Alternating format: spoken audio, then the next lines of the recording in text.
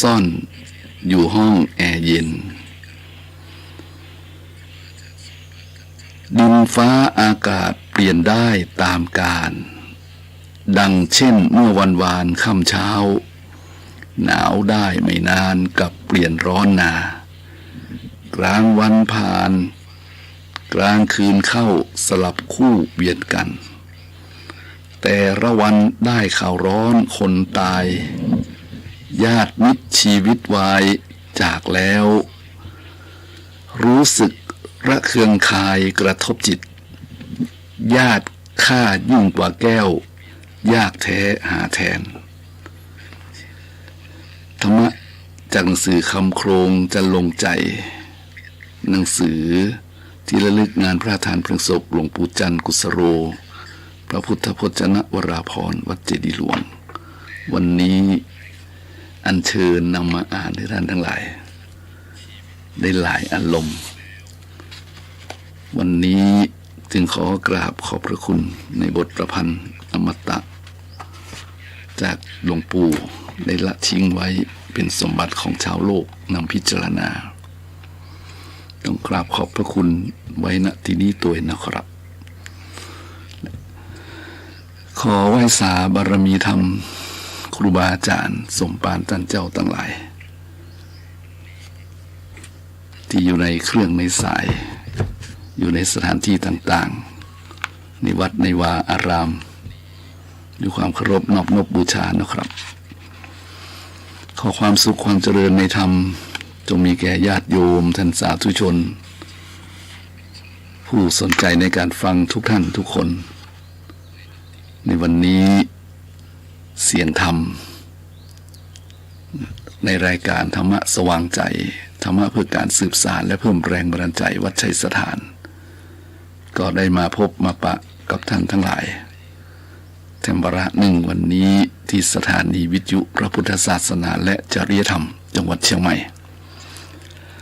ซึ่งควบคุมรายการโดยศูนย์เผยแผ่ธรรมทางสถานีวิทยุคลื่น FM 90 เมกะเฮิรตซ์อาคารสุเทพสุพรมครุประชาข้างหอคำเมืองยาเมืองรายทั้งหมดทั้งมวลนี้สนับสนุนโดยมูลนิธิพระบรมธาตุเจ้าดอยสุเทพเมืองจังหวัดเชียงใหม่ชื่อว่ารายการธรรมะสว่างใจธรรมะเพื่อการสืบสานและเพิ่มแรงบันดาลใจวัดชัยสถานในวันนี้ธรรมภาพพระครูประภัสชัยคุณวัดชัยสถานก็นำธรรมะมาแก่ญาติโยมทั้งหลายมาอู้มาจ่าเล่าขานเรื่องราวต่างๆก็ดีสาระเบ็ดเตล็ดทั่วไปเท่าที่จะมีวัตถุดิบในมือในจิตในใจในวันนี้มาอู้ฟังมาบอกกล่าวเล่าเรื่องต่างๆเนี่ยเพื่อเป็นการเสริมสร้างเรียกว่า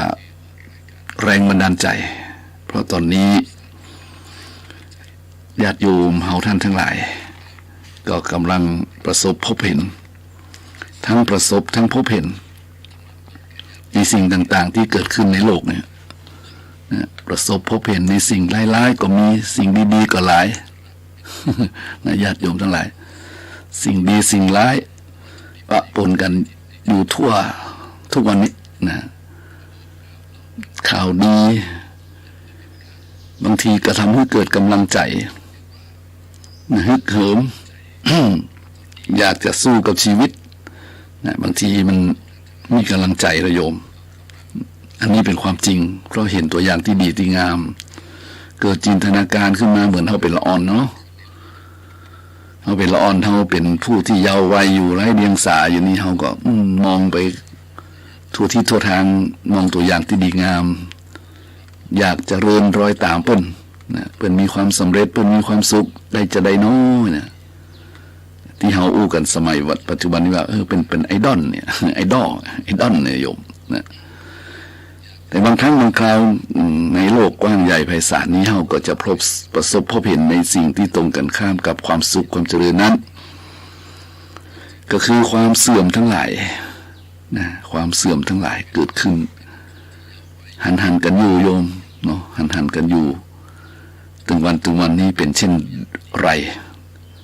ญาติโยมก็เห็นอาตมาก็เห็นนะเห็นจากสื่อต่างๆบางทีบางครั้งมันก็ทำให้เฮานั้นใจสลดหดหู่ไปตัวมากๆนะนี่มันคู่กันบางทีใจดีใจบาน ใจสดชื่นเข้มแข็งฮึกเหิมพอเห็นแถมมุมหนึ่งสลดหดหูนะญาติโยมหลายก็ไม่รู้จะว่าจะใดต้องบอกว่านี่คือชะตากรรมเนี่ยชะตากรรมฉะนั้นเฮาท่านทั้งหลายบอกว่าคนหรือสัตว์มนุษย์คำว่าสัตว์ของพระพุทธเจ้าไม่หมายถึงสัตว์ที่เกิดแก่เจ็บตายหมายถึงสัตว์เดรัจฉานหมายถึงสัตว์มนุษย์นะสรรพสัตว์ทั้งหลายนะทั้งมีชีวิตมีจิตวิญญาณครองเนี่ยอยู่ร่วมเป็นพี่เป็นน้องกับเราเนี่ยตอนนี้กำลังประสบชะตากรรมญาติโยมเห็นข่าวเนาะอาตมาก็เห็นข่าวเนี่ยมองไปมองมาก็หมู่เฮาท่านทั้งหลายเนี่ยที่ยังนั่งรับฟังรายการวันนี้ได้ก็ดีฟังวิทยุได้ก็ดียังอยู่ในสถานที่ดีๆก็ดีหรือแม้แต่ว่าวันซืนนี่ซึ่งเป็นวันเทศกาลเปตพรีวันกตัญญู12 เพ็งที่ผ่านมาเนี่ยเฮาท่านทั้งหลายได้มีโอกาสได้ไปวัดได้ฟังธรรมอยู่ได้ตานขันข้าวขันน้ำอุทิศให้แก่บุพการีชนอยู่อย่างมากมายต้องบอกว่าอย่างมากมายวัดเล็กวัดน้อยวัดใหญ่วัดหลวงในเมืองนอกเมืองลองถามข่าวไว้โยมผู้คนทั้งหลายที่โชคดีเนี่ยยังไม่ทำบุญอยู่บางแห่งบางหนสาธุชนญาติโยมหลั่งไหลกันไปต้านกล้วยสลากอย่างที่จังหวัดลำพูนเป็นทำเนาะสลากย่อเป็นญาติโยมหลายอันนี้เป็นความที่เฮาหน้าบุญเลยเฮามองอยู่ได้ก็ต้องเป็นหน้าบุญแต่มามองเลยต้องเป็นหน้าบุญหน้าบุญแต่น้อเนี่ยเห็นไหมโยมหน้าบุญแต่น้อหน้าบุญแต่ว่าอย่างมันดีแต่ดีว่าเอามองแต่ด้านหนึ่งเนี่ยโยมเขามองแต่ด้านหนึ่งเขาก็จะเห็นเลยเนี่ยเขาจะเห็นในอย่างโยมโอ้โหข่าวนาทีชีวิตหนีน้ำป่าโยมโอ้พายุหมุนพัดต้นไม้ก้นทับบ้านป่าจ้าสุสานพังเสียหายโอ้โยมมันเป็นสิ่งที่โลกใบเดียวกันแต่มันนาทีที่มีชีวิตนี่ต่างกันนาทีที่มีชีวิตของเฮานี่สุดสบาย ได้กินได้ตานรวมบ้านรวมพี่รวมน้องรวมพ่อรวมแม่รวมลูกอยู่ด้วยกันอย่างมีความสุขแต่ทางมุมนิ่งเนี่ยโยมโอ้โหนะอาตมาว่ามันเป็นชะตากรรมอย่างคำว่าพินาศทั้งเมืองเนี่ย พินาศทั้งเมืองโยมคิดอย่างไรก็แล้วแต่อาตมาคิดว่านี่คือชะตากรรมอันนักหนาสาหัสที่เฮาท่านทั้งหลายกำลังผจญกันเนี่ยเพราะฉะนั้นทุกคนอาตมาตัวญาติโยมทั้งที่ประสบภัยและบ่ประสบภัยเนี่ยต้องการกำลังใจและต้องให้กำลังใจจะต้องเรียกว่าช่วยเหลือเจือจานในด้านกายกรรมมังวจีกรรมมังมโนกรรมมังเนี่ยบางทีเราสามารถจะด้วยกายได้เราก็เอาวจีกรรมเนี่ยนี่แต่บางครั้งบางท่านสามารถจะอยู่ในเครือข่ายวจีกรรมได้คือไม่ได้เป็นนักข่าวประชาสัมพันธ์นักเทศนักอู้ทั้งหลายเนี่ยมโนกรรมก็ได้โยมไหว้พระสวดมนต์นั่งแผ่เมตตาเนาะอาตมาพูดจะว่าอย่างไรดีตอนนี้เป็นวิกฤตนะโยมนี่เป็นวิกฤตอย่างหนึ่งที่มวลชาวโลกเขาทั้งหลายทั้งปวงทั้งมวลเนี่ยกำลังประสบพบกับในสิ่งเหล่านี้ซึ่งมันเป็นช่วงที่เรารู้สึกว่ามันเนาะน่าอินดูไปหมดอะดังนั้นจึงแยกที่เห็นสองมุมไงมุมหนึ่งอย่างมุมของเราท่านทั้งหลายที่อยู่ดีสบายนี่นะมาตกระกรรมลำบากยังดีอยู่ที่ได้ไปวัดอย่างที่บอกมายังดีอยู่ไปทำบุญยังได้ไปไหว้พระสวดมนต์อยู่ อย่างได้กินได้ตานทำบุญให้พวกปิตามารดาปู่ย่าตายายทั้งหลายตามประเพณีวัฒนธรรมที่เราทำกันมาแต่บางกลุ่มบางคนเนี่ยในนาทีเดียวกันนี้เปิ้นโหบ้านแตกสลายขาดน้ำเต็มบ้านขี้เปอะเต็มเมืองจะกินอยู่จำบากมากการเดินทางก็ลำบากทุกอย่างลำบากหมดแหละดังนั้นนี่คือสิ่งที่เราต้องพิจารณาว่าอย่างที่พระเจ้าพูดว่าแท้เลยเนาะสัตว์โลกทั้งหลายเป็นไปตามกรรมชะตากรรม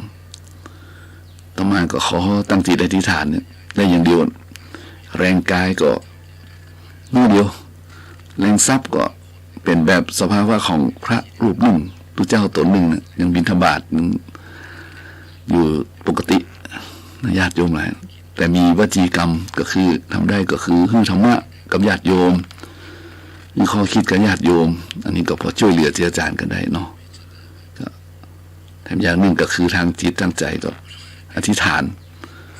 ญาติโยมมาวัดมาวาอย่างตะว่าวันศีลวันพระก็แพ้เมตตาถึงมาเจ้ามาตอนมาแรงมาค่ำมีคนที่ประสบพบกับความยากลำบากนั้นให้เบาบางก็ว่ากันไปตามบทแผ่เมตตาสเพสตาทั้งหลายในญาติโยมมันเป็นชะตากรรมอันว่าชะตากรรมนะเราได้ยินกันมาบ่อยชะตากรรมชะตากรรมนะผลของกรรมที่ทำมาแล้วบนว่าทำให้ต้องพบเหตุการณ์แบบนี้ในชีวิตปัจจุบันนี้บางทีก็ต้องคิดสองอย่างชะตากรรมที่ดีก็มีชะตากรรมที่เลวร้ายก็มีหมายความว่าทั้งสุขทั้งทุกข์มาพร้อมกันถ้าวันใดเป็นสุขเนี่ยเป็นโชควาสนาเป็นชะตากรรมผลบวกกรรมดีให้ผลกรรมดีให้ผลนี่มีความสุขสบายจริงๆโยมแต่ถ้าอกุศลกรรมบาปกรรมให้ผลนี่มันเลวร้ายจริงๆเห็นไหมบอกว่ามนุษย์หรือว่าสัตว์ทั้งหลายที่ประสบภัยพิบัติตอนนี้โยมมันไม่ใช่บังเอิญนะมันไม่ใช่บังเอิญนะว่าไม่ใช่บังเอิญอย่างเขาท่านหลายเกิดที่นี่กับไม่ใช่บังเอิญนะหมายว่าเกิดที่ดีกับเกิดที่บดีเนี่ยไม่ใช่บังเอิญหมายว่าเขา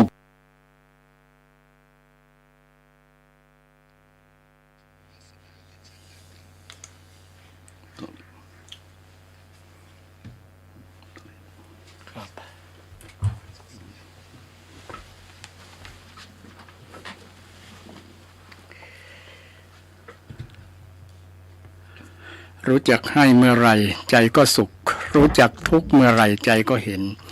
รู้จักทำเมื่อไรใจก็เย็นรู้จักเป็นเมื่อไรใจก็สบายขอนอบน้อมแด่พระรัตนตรัยคือพระพุทธพระธรรมพระสงฆ์คุณพระพุทธที่สูงล้ำคุณพระธรรมที่สูงส่งคุณพระสงฆ์ที่สูงเลิศอันก่อเกิดเป็นพระรัตนตรัยขอถวายความเคารพนอบนบพระมหาเถรานุเถระทุกกลุ่มทุกตนที่รับฟังรายการธรรมะเพื่อสืบสานและเพิ่มแรงบันดาลใจจากวัดชัยสถานและเจริญพรพระเมตศรัทธาญาติโยมสาธุชนคนใจดีทั้งหลายที่เป็นแฟนพันธุ์แท้หรือบอกแฟนพันธุ์แท้ก็ตามได้กำลังรับฟังรายการนี้ก็ขอเจริญพรก็ต้องสุมาภัยมาขวายเป็น10 กว่านาทีเนื่องจากมีเหตุมีปัจจัยในการที่มาขวายเนาะแต่มาขวายดีกว่าบ่มาเนาะตะกี้ก็ทางท่านอาจารย์พระครูประภัสใจคุณก็ได้เปิดเทปที่เคยแสดงธรรมไว้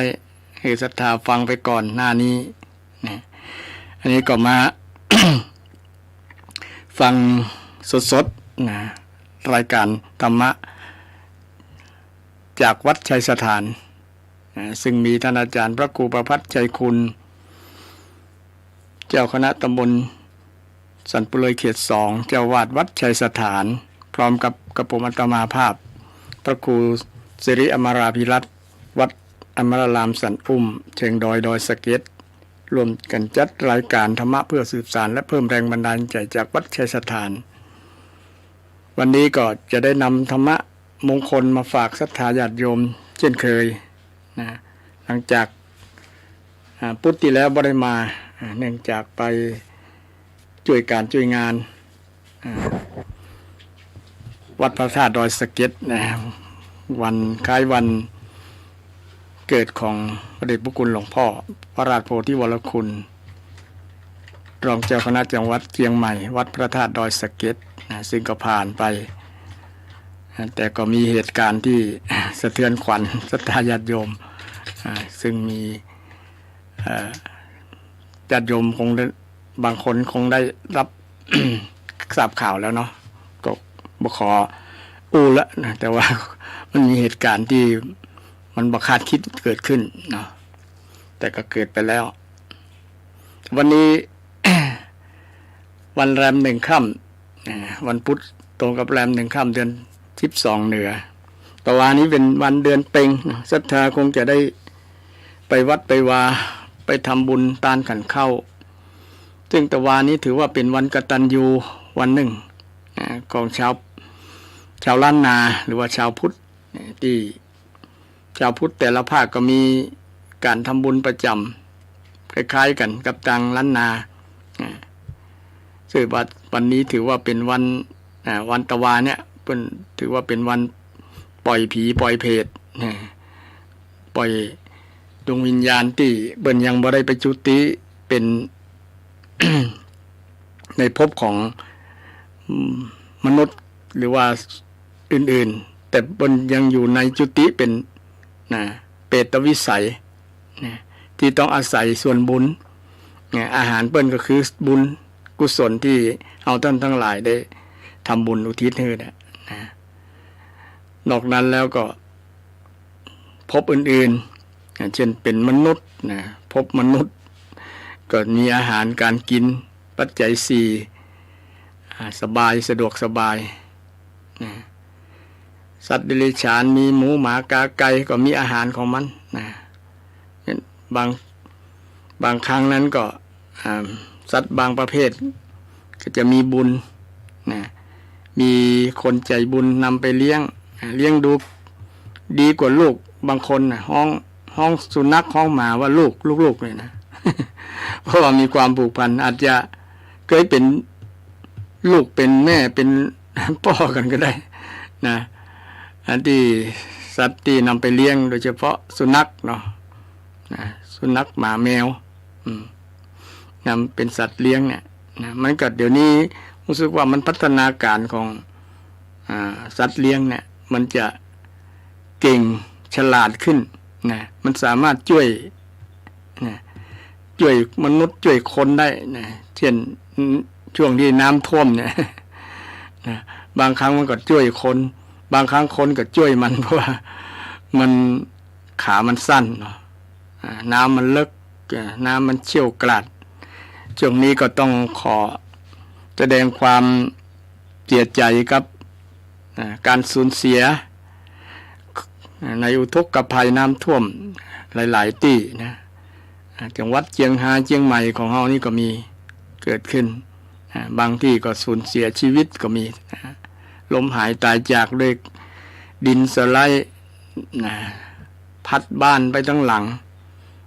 กระแสน้ำเชี่ยวกราดทำให้เอาสิ่งของที่บ่ได้เตรียมไว้เนี่ยนะมันบอกคาดคิดว่ามันจะเกิดขึ้นนะเป็น100 ปีนะกันในรอบ100 ปี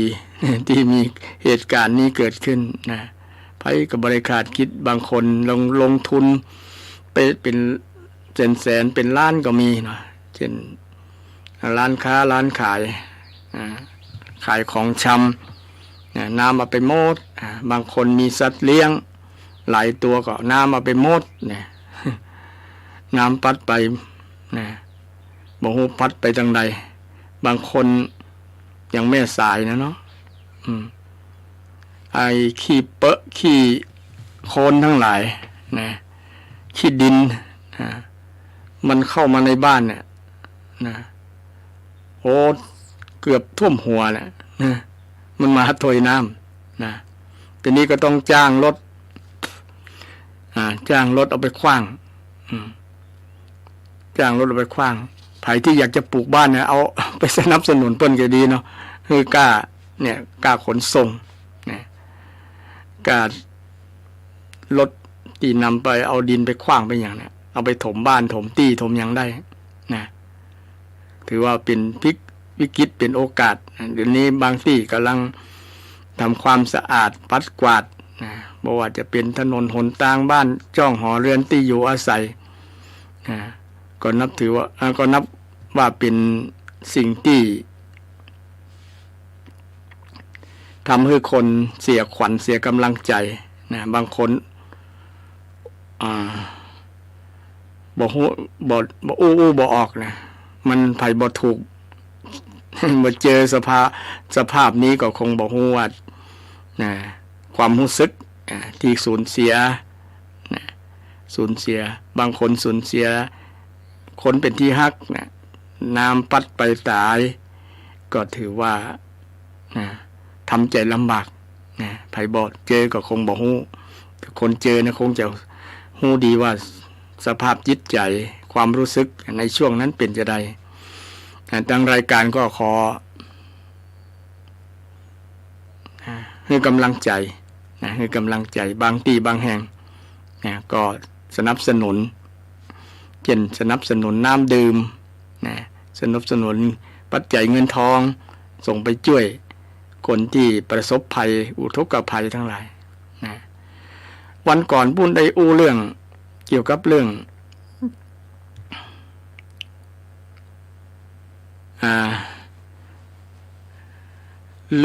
น้ำเนี่ยในภาษาบาลีเปิ้นว่าโอคะแปลว่าน้ำมันท่วมน้ำมีสีน้ำที่น่ากลัวกว่าน้ำท่วม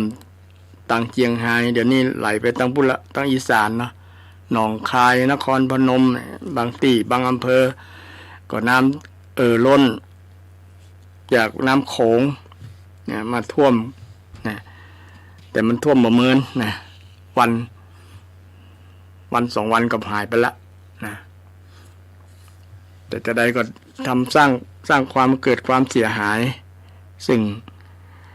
ทางรัฐบาลได้มีนายกแพทองธารก็ได้ให้ความหวังว่าจะเยียวยาให้กับคนที่ได้รับผลกระทบทางด้านอุทกภัยที่ทำความเสียหายเกิดขึ้นยิงก็คงบ่นักบ่หลายแล้วเพราะว่ามันมีหลายคนเนาะก็คงเยียวยาพอให้อยู่ได้บอกได้รับความลำบากเกินไปอยู่ได้ตั้งรักตั้งตัวใหม่ได้ก็แสดงความเสียใจแล้วก็ขอให้กำลังใจกับศรัทธาที่เจออุทกภัย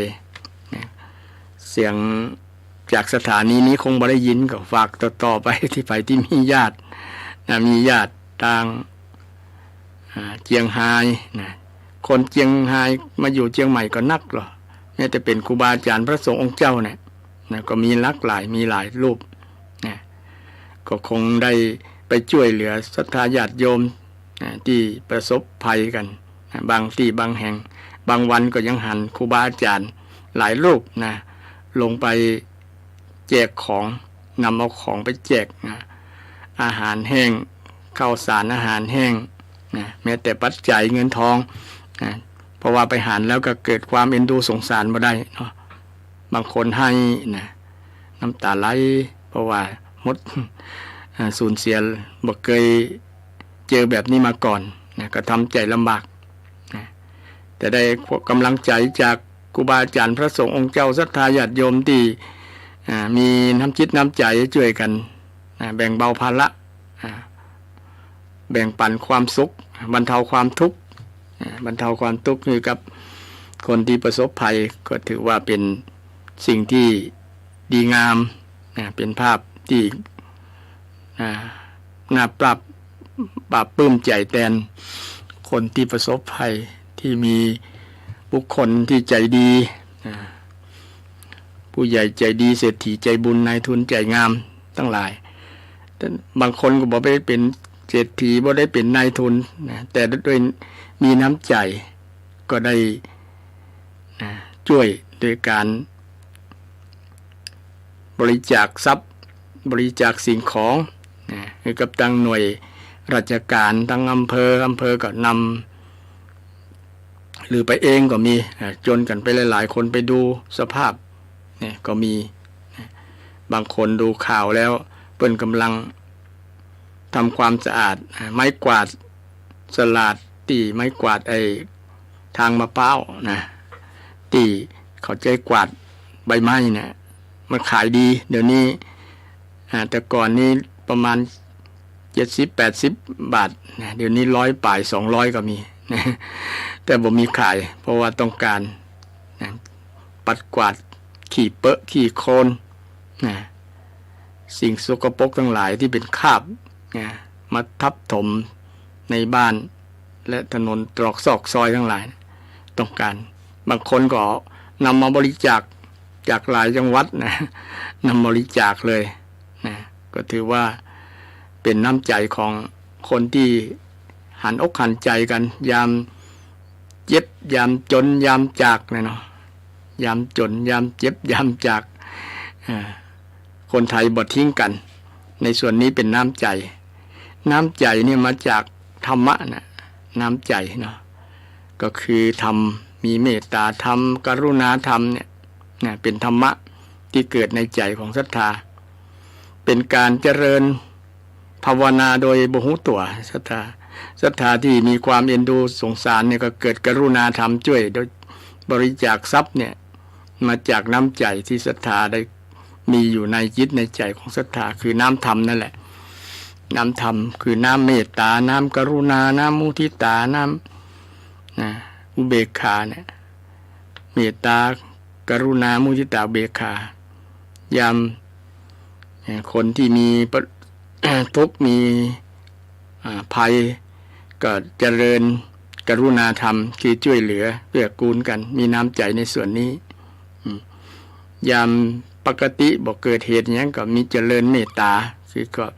มีความปรารถนาดีจะให้คนอื่นมีความสุขถ้าจะให้คนพ้นทุกข์นั่นก็เป็นเรื่องกรุณาทุกขาปมุญจันตุที่ศรัทธาญาติโยมได้สวดทุกขาปมุญจันตุปมุตจันตุว่าจงพ้นจากทุกข์เด้อนะซึ่งแปลเป็นไทยแล้วนะคือเจริญเจริญกรุณาธรรมนั่นเองทุกขาปมุญจันตุให้พ้นจากทุกข์ให้พ้นจากทุกข์กำลังคนกำลังมีทุกข์อยู่มีคนให้กำลังจิตกำลังใจช่วยกันแบ่งเบาถึงแม้ว่าบ่นักบ่ร้ายก็ถือว่าเป็นน้ำใจที่มีความสำคัญที่จะทำให้ภัยนั้นคนได้รับประสบภัยนั้นมีกำลังจิตกำลังใจต่อสู้กับชีวิตต่อไปชีวิตยังมีลมหายใจก็สู้ต่อไปเนาะเพราะว่าภัยธรรมชาตินี้ก็บอกก่อนบ่มีอันนี้นิดหมายว่าจะเกิดขึ้นเมื่อใดแต่ก็มี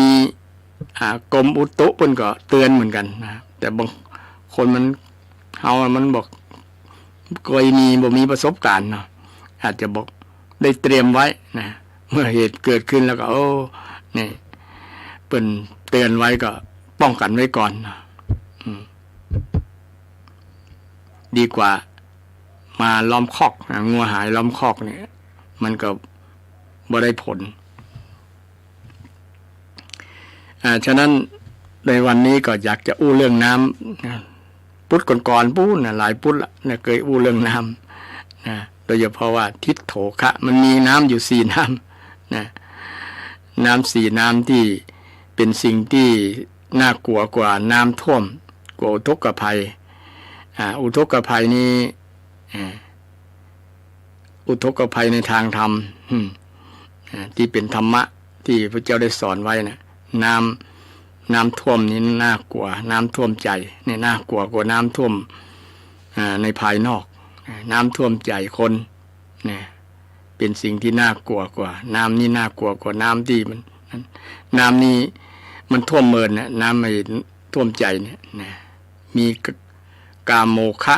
พโวคะทิฏโถคะและอวิชโชคะเนี่ยมี4อย่าง กามโมฆะคือห่วงน้ำคือกามความอยากความใคร่ความพอใจเนี่ยมันทับถมใจของคนทุกคนในโลกเนี่ยบอกว่าจะเป็นภัยก็ตามมันพร้อมที่จะท่วมใจท่วมปากท่วมจิตท่วมใจของคนทำให้คนนั้นได้รับผลที่เสียหายอย่างใหญ่หลวงยิ่งกว่าความสูญเสียจากการน้ำท่วมที่น้ำท่วมภายนอก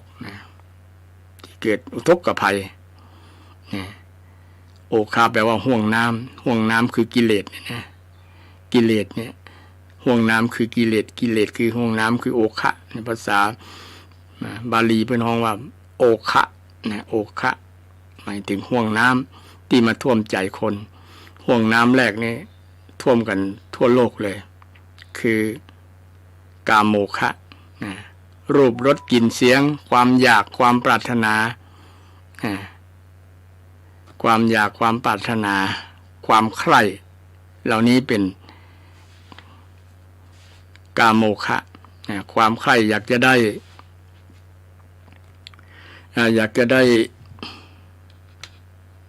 อันนั้นได้อันนี้อยากจะได้สิ่งที่มันเกินสติกำลังของเราอยากได้เกินความอยากนี้มีสองอยากในทางที่เป็นกุศลเป็นห้องกุศลฉันทะเนี่ยคือความอยากในทางที่ดีความอยากในทางที่บดีเป็นห้องว่าอกุศลเป็นตัณหาเป็นห้องตัณหาเป็นห้องตัณหาความอยากที่บดีเป็นห้องตัณหาความอยากที่ดีเป็นห้องกุศลฉันทะอยากในกุศลความอยากที่บดีเช่นอยากไปทำร้ายคนเนี่ย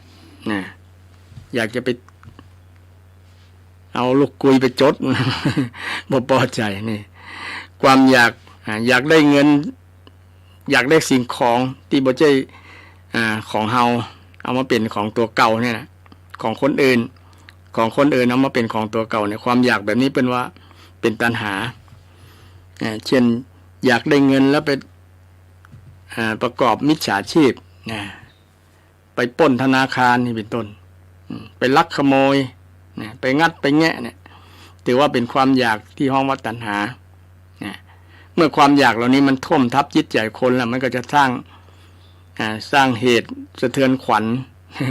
ที่เกิดขึ้นในสังคมเช่นแม้แต่ผอ.เนี่ยเคยไปปล้นไปบนหน้าเชื่อเลยถูกน้ำอันนี้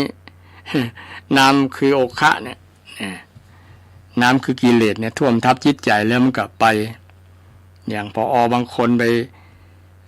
ทุจริตคอร์รัปชันอาหารในโรงเรียนเนี่ยมาหลายปีเป็น20 ปีจนรวยคิดว่าเขาบ่จะบ่ฮู้แบบกินว่าทำแบบเนียนๆประมาณนั้นแต่ความจริงก็คือความจริงบาปมันฮึ่งผลช่วงที่บาปฮึ่งผลทำให้ต้องได้รับโทษทางกฎหมายที่สำคัญได้รับการประณามจากคนทั่วไปเมื่อได้รับทราบว่าขนาดเป็นผอ.แท้ๆยังทำแบบนี้ได้แล้วจะไปเปิ้งไผ่เพราะว่าครูอาจารย์นี่ถือว่าเป็นต้นแบบของคนดีพ่อแม่ลูกผู้ปกครองทั้งหลายที่เป็นพ่อแม่ของละอ่อนก็หวังว่าจะได้รับการอบรมจากครูบาอาจารย์จากครูจากอาจารย์ทั้งหลายที่ประสิทธิ์ประสาทความรู้ความดีโดยเฉพาะประสิทธิ์ประสาทความดีงามที่เป็นจิตวิญญาณจิตวิญญาณที่นอกจากวิชาการทั้งหลายแล้วมอบความดีงามคือคุณธรรมทั้งหลายเนี่ยปลุกคุณธรรมใส่คุณธรรมในลูกศิษย์ลูกหา แต่นี่มาเป็นทำเองนะทำเองทำให้เสื่อมศรัทธาจากลูกศิษย์ลูกหาทั้งหลายนะจะอู้อย่างก็บ่เชื่อแล้วคำนี้เพราะว่าเป็นบุคคลที่นะทำผิดถือว่าจริยธรรมอย่างร้ายแรงที่เป็นเรื่องของนักการเมืองเวลาเปิ่นตรวจสอบคนไหนที่มีประวัติเนี่ยจะมาเป็นรัฐมนตรีเนี่ยเปิ่นจะตรวจสอบเรื่องจริยธรรมผิดจริยธรรมร้ายแรงก็ถ้าผิดจริยธรรมก็บอกเปิงบอกควรที่จะได้รับตำแหน่งเป็นรัฐมนตรีมีนายกรัฐมนตรีเป็นต้นและคณะรัฐมนตรีแห่ง30 กว่าคนนี่ไผจะ มาเป็นก็ต้องมีจริยธรรมนี่ผิดจริยธรรมบ่ได้ต้องมีคุณธรรมนี่คุณธรรมฉะนั้นบุคคลที่เป็นผู้นำเนี่ยต้องเป็นต้นแบบสำคัญโดยเฉพาะพ่อแม่ทั้งหลายเนี่ยเป็นต้นแบบของลูกเนาะอย่าให้น้ำคือความอยากเนี่ยบางคนถูก กามโมฆะเนี่ย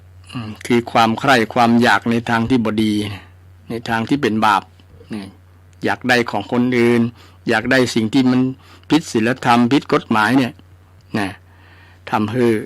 มันเป็นผลเสียที่สำคัญเป็นผลเสียกับจิตใจของคนนั้นแหละมันกัดก่อนมันทำลายจิตใจคนนั้นก่อนแล้วก็ไปทำลายเป็นผลกระทบต่อบุคคลอื่นต่อไปเพราะบุคคลนั้น ถูกน้ำท่วมใจคือกามโมฆะรูปรสกลิ่นเสียงทั้งหลายเนี่ยเป็นกามนะเบญจกามคุณปะเนาะเบญจคือ5กามคุณ สิ่งที่น่ารักน่าใคร่ทั้งหลายเนี่ยนะถ้าท่วมทับจิตใจของคนแล้วมันจะได้รับผลเสียนะผลเสียกับคนนั้นโดยตรงและก็ผลกระทบต่อบุคคลอื่นเป็นผลกระทบต่อมาซึ่งเป็นสิ่งที่ควรระมัดระวังบ่ให้น้ำนี้ท่วมใจ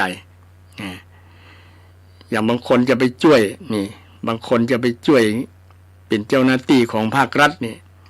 จะหมกเม็ด เอาเงิ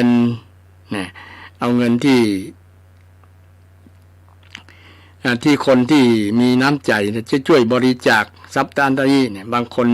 ตั้งคอเซ็นเตอร์นะรับบริจาคแทนเนี่ยก็มีถือว่าเป็นมิจฉาชีพทุจริตคอร์รัปชันเอาเงินของเปิ้นทั้งที่เปิ้นอยากจะไปช่วยเนี่ยไปทำให้สูญเสียโอกาสกับคนที่ได้รับผลกระทบทาง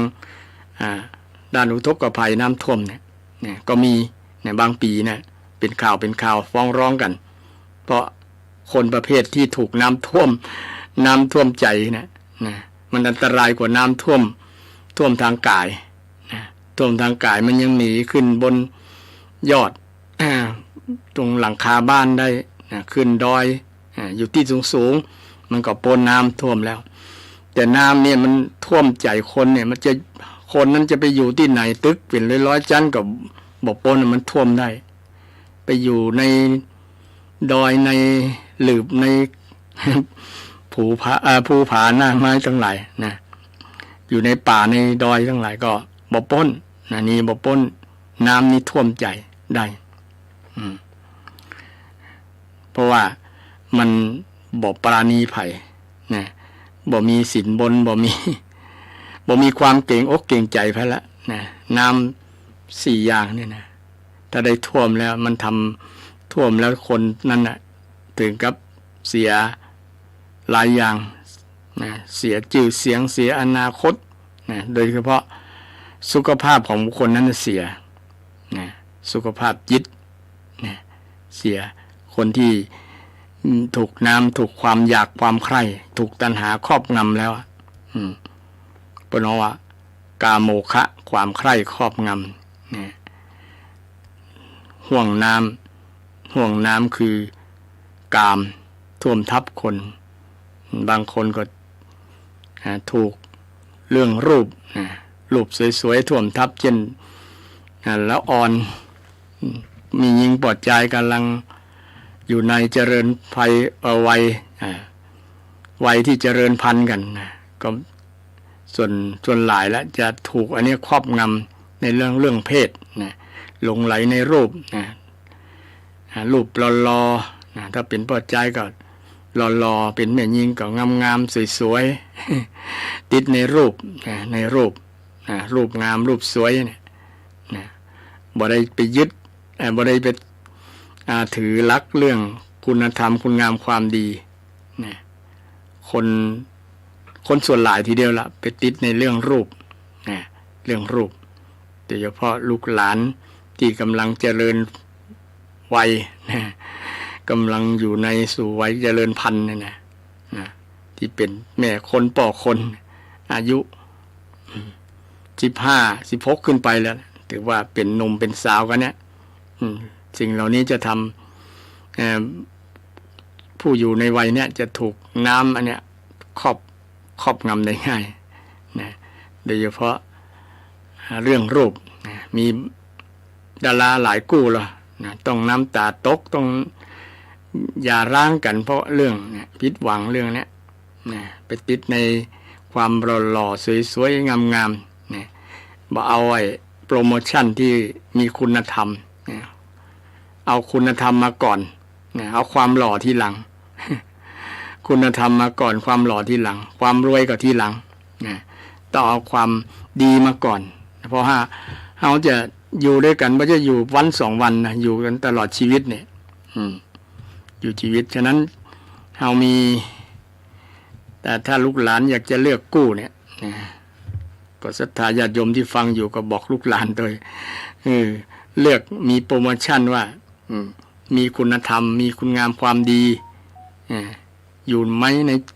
ในคุณสมบัติของคนที่จะเลือกมาเป็นคู่ครองเลือกมาเป็นสามีเลือกมาเป็นภรรยาเนี่ยก็ต้องเลือกธรรมะถ้าไปเลือกความหล่อความสวยจะถูกอันนั้นครอบน้ำท่วมใจครอบมันจะได้รับผลเสียกับคนนั้นเพราะว่าความสวยไม่คงที่ความดีสิคงทนความสวยนี้มันบอกคงที่มันเป็นธรรมชาติเป็นสังขารร่างกายเนี่ยมันเป็นอนิจจังทุกขังอนัตตา มันตั้งอยู่เกิดขึ้นตั้งอยู่ดับไปเนี่ยสักกรรมมันก็ความงามก็หายลองสังเกตศรัทธาสมัยตะอ่อนโอ้หน้าตามดจดดูหน้าฮักเนี่ย ยิ่งเป็นหนุ่มเป็นสาวก็ยิ่งเป็นเพศที่ดึงดูดเพศตรงข้ามนี่ทำให้หวั่นไหวในจิตใจอยากจะได้มาเป็นคู่ครองอยากจะได้มาเป็นสามีภรรยาอยากจะไม่ซึ่งเป็นสิ่งที่เกิดขึ้นกับทุกคนแต่เราจะรู้ก็ว่าสิ่งที่มันจะเกิดกับจิตใจเรามันจะท่วมทับจิตใจเรานะควรระวังควรระวังบอกคือน้ำมันท่วมใจน้ำนี้บท น้ำนี้สามารถท่วมใจทุกวัยทุกวัยทุกเพศทุกวัยแม้แต่คนแก่ก็ยังท่วมทับใจได้เช่นหลงไหลในละอ่อนเนี่ยเป็นต้นนะมีคนสูงวัย60-70ไปแล้วนะบางคนก็เมาในละอ่อนก็มีนะเมาละอ่อนบนวันนะทุ่มเท นะมีเงินต่อใดเมาหมดนะประเคนให้หมดนะเพื่อต้องการแค่รูปร่างมาบำบัดความต้องการความใคร่นะก็มีโดยเฉพาะช่วงนี้นะก็ขอนำธรรมะให้กับท่านผู้สูงวัยทั้งหลายที่จะเกษียณนะช่วงกันยายนเนี่ยเนาะเป็นเดือนเกษียณนะเพื่อนบอกว่าเตรียมตัวก่อนไปเตรียมใจก่อนลาเตรียมปัญหาถ้ามีเตรียมทำความดีตลอดไปเตรียมใจเป็นสวคนนะเตรียมใจเป็นสวฝ่ายที่เป็นสวนี่คือผู้สูงวัยผู้สูงวัยผู้สูงด้วยวิชาผู้สูงด้วยประสบการณ์ผู้สูงด้วยคุณธรรมสว ด้วยวิชาความรู้ความสามารถบางคนกำลังทำการม่วนก็ลืมวันเวลาไปนะบ่อยากจะบ่อยากจะให้ถึงวันนี้นะวันที่เกษียณนะเพราะว่ามันยังทำงานม่วนอยู่นะได้อยู่กับคนร่วมงานนะได้อยู่กับโดยเฉพาะครูบาอาจารย์เนี่ยอยู่กับลูกศิษย์ลูกหาเนี่ยมันมีความสุขใจได้หันความเจริญนะได้เห็นความดีงามของลูกศิษย์ลูกหาที่ตัวเก่าได้ประสิทธิ์ประสาทความรู้ความสามารถทั้งหลายมอบให้กับศิษย์นะซึ่งเป็นความสุขที่เกิดขึ้นจากการทำหน้าที่ทำงานของครูทั้งหลายซึ่งครูส่วนนักส่วนหลายนี่นะเป็นผู้มีจิตวิญญาณของความเป็นครูหรือคนทั้งหลายหรือศรัทธาทั่วไปนะอื่นๆที่ทำงานเกี่ยวกับราชการก็ดีก็มีความเกี่ยวข้องก็ถือว่าทำหน้าที่โดยมีประโยชน์จากเพื่อประโยชน์แก่คนส่วนรวมนะเพื่อประโยชน์แก่ส่วนรวมเพราะว่าทำด้วยความรักด้วยความรับผิดชอบด้วยความตั้งจิตตั้งใจดีทำงานแล้วมีความสุขก็บ่อยากจะให้มันถึงเวลาที่เกษียณโวยๆก็ตกใจบางคนก็ยังไปทำงานอยู่นะหลังจากเกษียณแล้วเพราะว่ามีเพื่อนร่วมงานทั้งหลายนะก็อยากจะให้มาช่วยนะเช่นเป็นอาจารย์ก็ไปสอนหนังสือนะไปสอนหนังสือช่วยนะไปติวเข้มอย่างต่างๆนะก็ยังทำงานเรื่องเหล่านี้อยู่บ่ได้ละเลยแต่ว่าเมื่อถึงกำหนดที่ทางกฎหมายได้ตราไว้แล้วว่าคนที่มีอายุ60ขึ้นจะต้องเกษียณตัวเก่าจงปลดวาระแล้วหมดวาระที่จะทำหน้าที่ส่วนนี้ก็คือคนรุ่นหลังมาต่อโดยเฉพาะสังคมเมืองไทยเนี่ยปกกี่ปีก็จะเป็นสังคมที่มีบุคคลสูงวัยนักขึ้นเรื่อยๆนักขึ้นเรื่อยๆโดยเฉพาะคนที่สูงวัยเนี่ยเป็นผู้มีประสบการณ์มีอย่างหลายๆอย่างมีคุณงามความดีต่างๆเนี่ยซึ่งเป็นสิ่งที่ทำใจลำบาก เมื่อเอาจากไปแล้วนะอันนั้นก็คือกำลังใจกับคณะผู้สูงวัยทั้งหลายที่จะปลดเกษียณในช่วงเดือนกันยาเนี่ยเนาะคือเอาออกไปแล้วนะลาจากที่ทำงานแล้วก็ยังไปทำกิจกรรมอยู่ต่างบ้านก็ได้นะไปมีงานอดิเรกอย่างน้อยก็ขอฝากเรื่องวัดเรื่องวาโดยคนที่เกษียณ อย่าไปละวัดละวาเนี่ยสัตตาเป็นรักคือกับวัดกับวาคนที่เกษียณโดยเฉพาะคนที่มีประสบการณ์มีความรู้เนี่ยเป็นที่เป็นกำลังให้กับตังวัดตังวานะเป็นที่เปิ้งของวัดได้นะโดยเฉพาะคนที่มีความรู้ความสามารถนะเกษียณไปแล้วเป็นผอ.ก็เป็นผู้ใหญ่ทั้งหลายนะเป็นนายพลนายพันนะที่เกษียณไปในช่วงอายุครบ60ซึ่งก็ฝากทางศรัทธาที่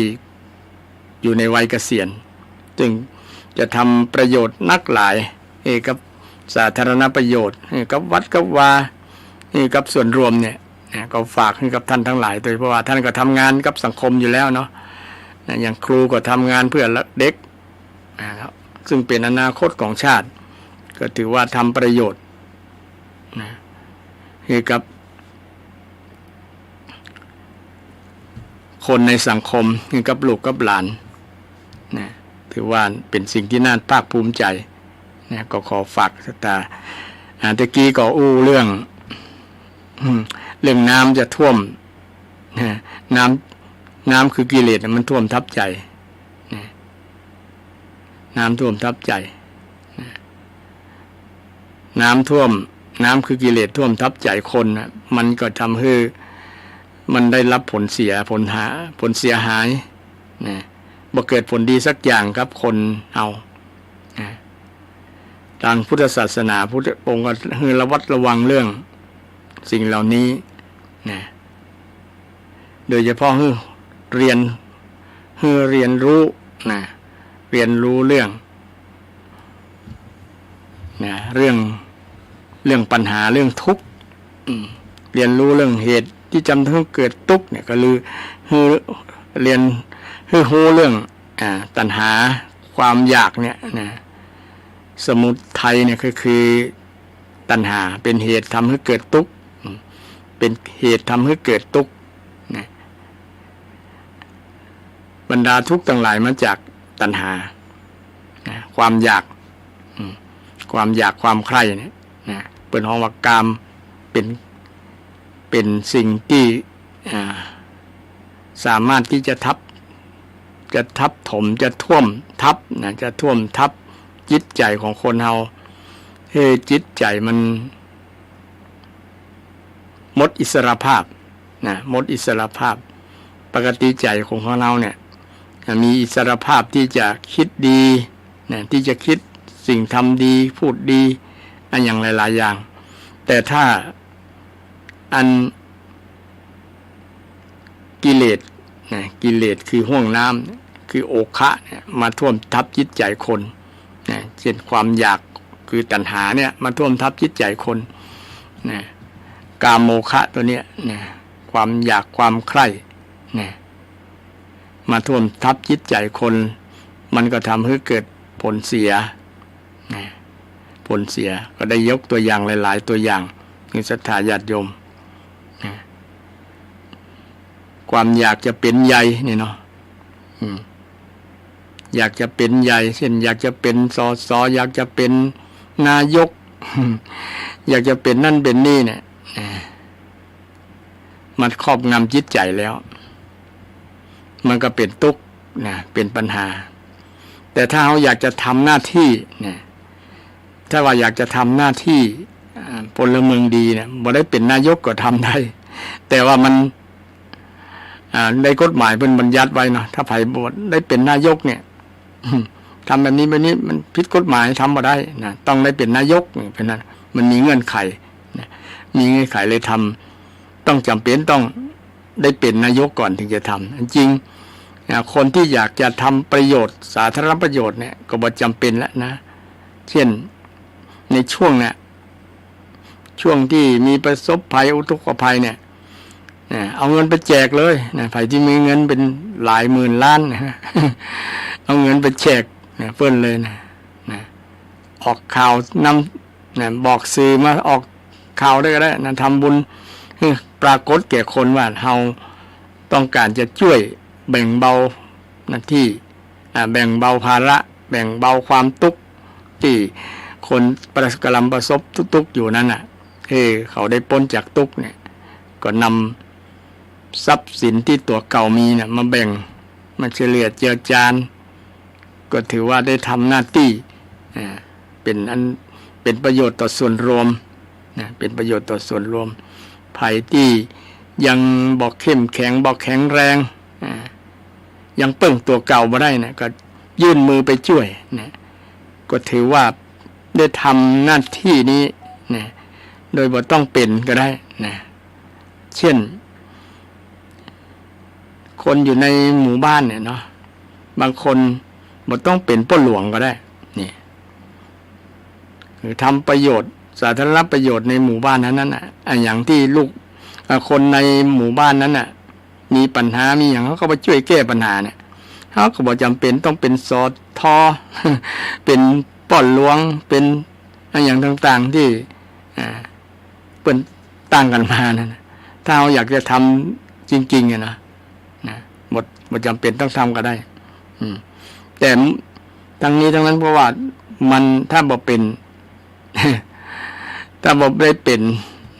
บ่ได้เป็นปอดหลวงบ่ได้นี่มันก็บางครั้งก็ มันก็มีขอบเขตอยู่เนาะอาจจะไปก้าวล้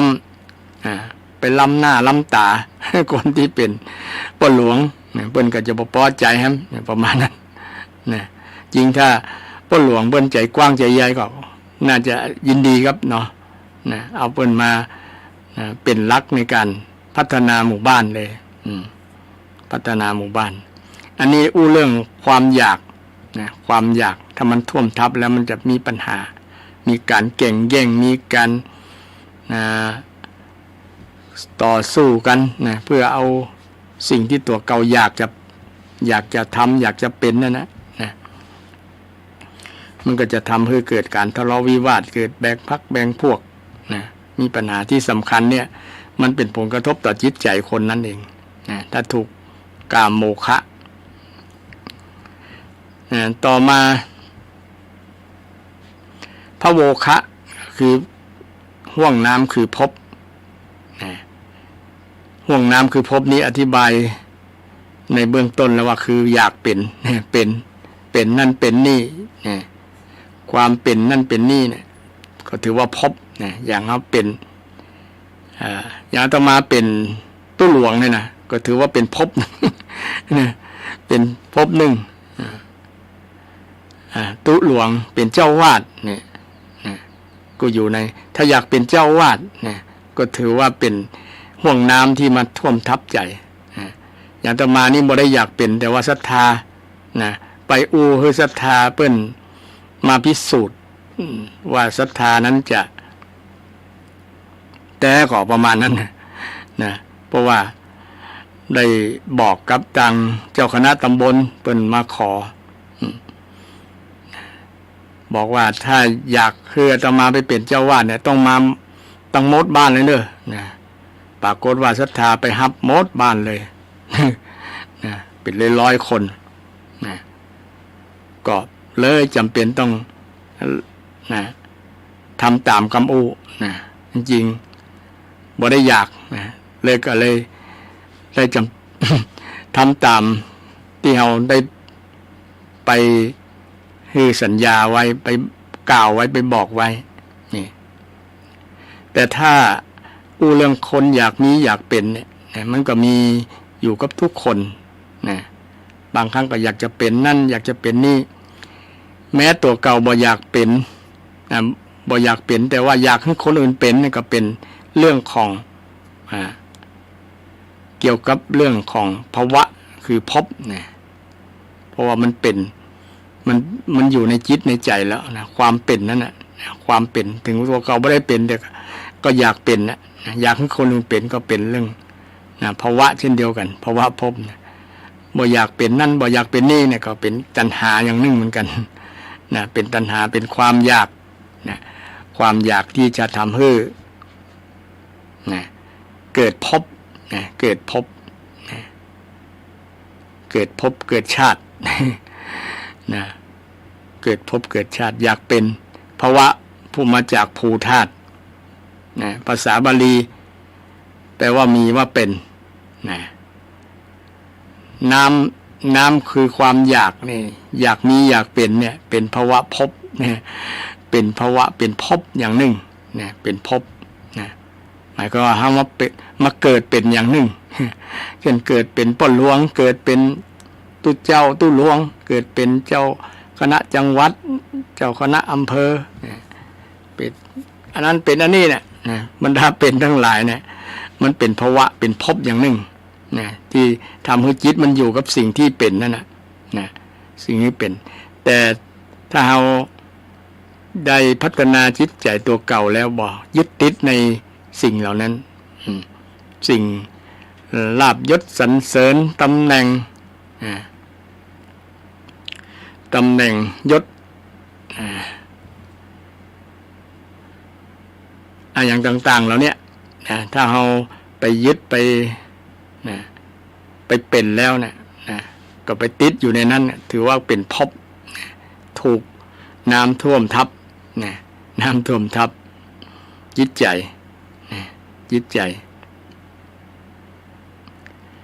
ศรัทธาลองสังเกตดูนะว่าภัยที่ท่านผู้ฟังลองสังเกตดูถ้าภัยที่ ยึดติดในสิ่งที่ตัวเก่าเป็นตัวเก่านั่นน่ะ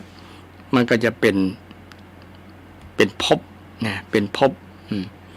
เป็นภพอย่างหนึ่งนะคืออยู่นั้นน่ะนะจิตใจมันก็จะพัวพันเกี่ยว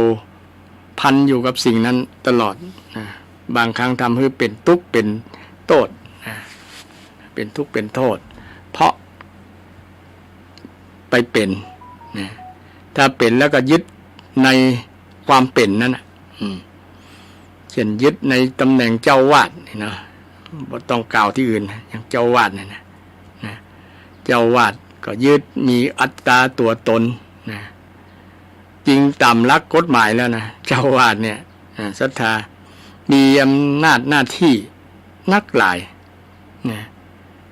มีอำนาจหน้าที่โดยเฉพาะมีอำนาจนะอำนาจสามารถสั่งให้คนนะสั่งให้ญาติโยมสั่งให้ภิกษุสามเณรเนี่ยที่บ่อยู่ในวาดเนี่ย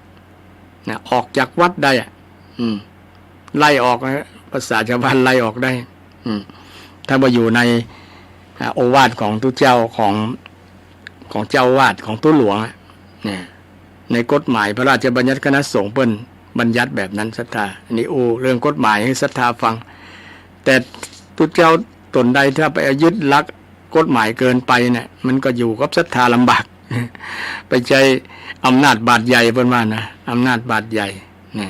โดยบ่นึกถึงจิตใจของศรัทธาบางคนศรัทธาบางคนเพิ่นอาจจะบ่เข้าใจว่าตุเจ้าตุหลวงเนี่ยเพิ่นมีอำนาจถึงขนาดนั้นนะใครจะมาอยู่ก็จงผ่านตุหลวงเนี่ยตุหลวงบ่ให้อยู่ก็จบนะบ่ว่าจะเป็นฆราวาสญาติโยมก็ดีภิกษุสามเณรไผก็ตามที่จะมาอยู่ในวัดในวาเนี่ยตุหลวงนี่มีอำนาจนะจะให้อยู่บ่ให้อยู่เนี่ยอยู่ที่ตุหลวงแต่ด้วยความพฤตินัยแล้วศรัทธาก็มีส่วนเกี่ยวข้องเพราะว่าจะอยู่ได้บ่อยู่ได้ก็ด้วยศรัทธาญาติโยมจะใส่บาตรให้นะจะอุปถัมภ์ประทากนี่ก็ต้องอยู่ขึ้นอยู่กับศรัทธานะบทใจว่าตุเจ้ามีอำนาจแล้วจะสามารถ จะอยู่ได้นะตุเจ้าวาดจะอยู่ได้ต้องอาศัยศรัทธาเช่นเดียวกันนี่ซึ่งก็เป็นเรื่องโยงมาถึงเรื่องภพเนี่ยไปยึดติดเรื่องตำแหน่งหน้าที่ถ้าตำแหน่งนี้ก็จะเป็นภพนะถ้ายึดเรื่องหน้าที่นี้ก็จะเป็นเรื่องกุศลธรรมทำตามหน้าที่มีหน้าที่ยังก็ทำตามนั้นและสิทธิกับหน้าที่เนาะสิทธิที่จะพึงได้หน้าที่ที่จะพึงทำสิทธิที่จะพึงได้หน้าที่ที่จะพึงกระทำทำหน้าที่ก่อนแล้วสิทธิมันก็มาเองแต่คนส่วนหลายเดี๋ยวนี้ก็ไปยึดเรื่องอยากได้สิทธิอยากจะได้สิทธิโดยบ่ทำหน้าที่ก่อนโดยบ่ทำหน้าที่ให้เต็มความสามารถก่อนเช่นลูกจ้างเนี่ยอยากจะได้เงินค่าจ้างเนี่ยถ้าคุณไม่ทำหน้าที่บ่ทำงานน่ะคุณก็บ่ควรที่จะได้รับเงินค่าจ้างนั้นแต่ก็มันเป็นสิทธิ์ถ้าคุณทำหน้าที่เสร็จแล้วมันก็จะต้องได้ค่าจ้างนั้นอันนี้เกี่ยวกับเรื่องหน้าที่หน้าที่เป็นว่าใครที่ทำหน้าที่เนี่ยคนนั้นถือว่าปฏิบัติธรรมหน้าที่ของพ่อแม่ปฏิบัติต่อลูกลูกปฏิบัติต่อพ่อแม่ก็เป็นการปฏิบัติธรรมการปฏิบัติธรรมตามหน้าที่เมื่อทำแล้วก็ได้สิทธิ์ตามนั้นพ่อแม่เลี้ยงลูกมาแล้วก็มีสิทธิ์ที่ลูกจะเลี้ยงตอบจะดูแลช่วยกิจการงานตอบท่านซึ่งก็เป็นสิทธิ์ที่พ่อแม่พึงได้เพราะพ่อแม่ได้ทำหน้าที่เสร็จแล้วเรียบร้อยแล้วเมื่อลูกเติบใหญ่มามีครอบมีครัวพ่อแม่ก็แก่เฒ่ามาก็เป็นหน้าที่ของลูกที่จะดูแลพ่อแม่ที่จะอุปถัมภ์ประทานพ่อแม่นี่ หน้าที่ตามหลักทำตามธรรมชาติธรรมะธรรมะที่พึงปฏิบัติต่อกันระหว่างคนที่มีความผูกพันพ่อแม่ลูกครูบาอาจารย์กับลูกศิษย์ลูกหาสามีกับภรรยาเป็นต้นก็มีหน้าที่ปฏิบัติต่อกัน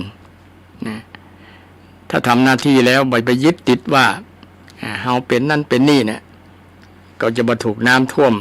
ทับจิตใจเพราะเฮามีหน้าที่ใจไปอยู่กับหน้าที่บ่ต้องอยู่กับตำแหน่งกำยศละอยู่กับตำแหน่งตำยศมันก็จะเป็นเหตุทำให้เฮายึดติดในสิ่งนั้นการยึดติดแล้วมันจะทำให้ผลเสียต่อจิตใจจิตใจจะไป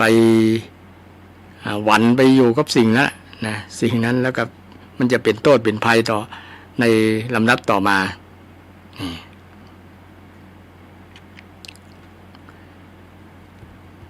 ข้อต่อมาคือทิฏโถคะทิฏโถคะเคยกับศรัทธาท่านผู้ฟังทั้งหลายมาก่อนหลายพุทธมาแล้วนะเป็นเดือนปลาย2 เดือนนึงก็ทิฏโถคะเพราะว่าช่วงที่มีน้ำท่วมเรื่องน้ำเนี่ยน้ำท่วมใจคนคำว่าโอคะนี่เป็นน้ำท่วมใจนะศรัทธาน้ำคือกิเลสมันท่วมใจคนมันรับอันตรายมันมี4อย่างเพิ่นว่า4พายุ4 ลูกพายุ4 ลูกพายุแรกคือกาโมคะเนี่ยเป็นพายุลูกแรกพระโวคะเป็นพายุลูกที่2ทิฏโถคะเป็นพายุลูกที่3พายุนี้คือพายุกิเลสโอคะได้ท่วมมันไม่พัดมาเนี่ยโอหันคลิปที่พายุที่ช่วงมันเกิดพายุหมุนเนาะมันเอาทิ้งที่ขวางหน้ามันไปแหลวหมดเนาะน่ากลัวนั้นเป็นพายุภายนอกแต่พายุภายในยิ่งกว่านั้นนะมันเอาจิตใจเฮาแหลวเช่นเดียวกันนะมันหมุนมันปั่นนะพายุหมุนมันปั่นกิเลสมันปั่นจิตปั่นใจปั่นหัวเฮานะทำให้เราได้สูญเสียนะได้รับความเสียหายจิตใจของเราได้รับความเสียหายนะพายุแต่ละลูกพายุ4 ลูกเนี่ยใจคำว่าพายุนะกิเลสเนี่ยพายุคือกิเลสคือห้วงน้ำเนี่ยมันมากระทบจิตกระทบใจมาท่วมใจของเฮาเนี่ยมันทำลายจิตใจเฮาได้มันบ่มีคุณประโยชน์อย่างสักอย่างกับใจแต่ถ้าว่าจะมีคุณประโยชน์ก็คือมีการเป็นสิ่งที่ทดสอบปารมีเฮาเนาะว่าเฮาจะมีขันติปารมีพอที่จะสู้มันได้ก็คือถือว่ามันก็เป็นประโยชน์นะเช่นศัตรูทั้งหลายเนี่ยถือว่าเป็นประโยชน์ที่ว่ามันมาวัดความแข็งแกร่งของจิตใจของเฮาคือจิตใจของเฮาเนี่ยได้มีการพัฒนาเข้มแข็งจิตใจเข้มแข็งพอที่จะบ่ถูกพายุคือกิเลสคือห้วงน้ำมาท่วมทับเฮาบ่ให้มันท่วมใจเฮาได้ทำท่วมใจเฮาใจเฮาก็จะตายเสียอิสรภาพตายจากคุณงามความดีตายจากบุญกุศลทั้งหลายเพราะว่ามันกิเลสนี้บ่ปราณีไผบ่อินดูไผบ่สงสารไผบ่หันแก่หน้าไผสักคนบอกว่าหน้าอิฐหน้าพรหมมันเล่นกันหมดบ่ว่าคนนี้หน้าตาดีละไว้ก่อนก็บ่ละบ่เว้นสักลายบางคนหน้าตาดีๆเนี่ยถูกไอ้นี้กิเลสมันหลอกลวงก็มีนักเช่นคนไม่ยิงคนใส่ชุดขาวจะดีว่ามาขอปฏิบัติธรรมที่วัดนั้นวัดนี้พอวัดเผลอไปงัดเอาตู้บริจาคไปทั้งลูกเนี่ยพอหน้าตานี้พอบ่ได้นะสตาเพราะว่ากิเลสมันอยู่ตรงในกิเลสมันท่วมทับใจแล้วมันก็บอกเกี่ยวกับหน้าตาแล้วทีนี้หน้าตาเนี่ย หน้าตาดีแต่บางคนหน้าตาบดีแต่ว่ามีจิตใจที่เป็นบุญเป็นกุศลนะหน้าตาน่ากลัวเหมือนโจรนะแต่ว่าหน้าจิตใจดีเตียวไปละอ่อนหันนี้ยังห้องให้ก็มีบางคนแต่ว่าใจเปิ้นดีนะใจเปิ้นดีเพราะว่าเปิ้นบ่ถูกกิเลสครอบงำจิตใจนะบ่ถูกกิเลสครอบงำจิตใจทำให้เป็นบุคคลที่งามด้วยจิตใจงามด้วยคุณธรรมนะตั้งในงามนะแต่ตั้งรูปลักษณ์ภายนอกถึงจะเป็นคนที่รูปบ่งามรูปบ่หล่อก็ตามแต่ว่าจิตใจหล่อจิตใจหล่อมีเมตตามีกรุณามีมุทิตามีอุเบกขาเพราะ เขางามด้วยคุณธรรมคนจะงามน้ำใจใช่ใบหน้านะคนจะสวยจนยาใช่ตาหวานคนจะรวยความรู้คนจะแก่ความรู้ใช่อยู่นานคนจะรวยสินฐานใช้บ้านโต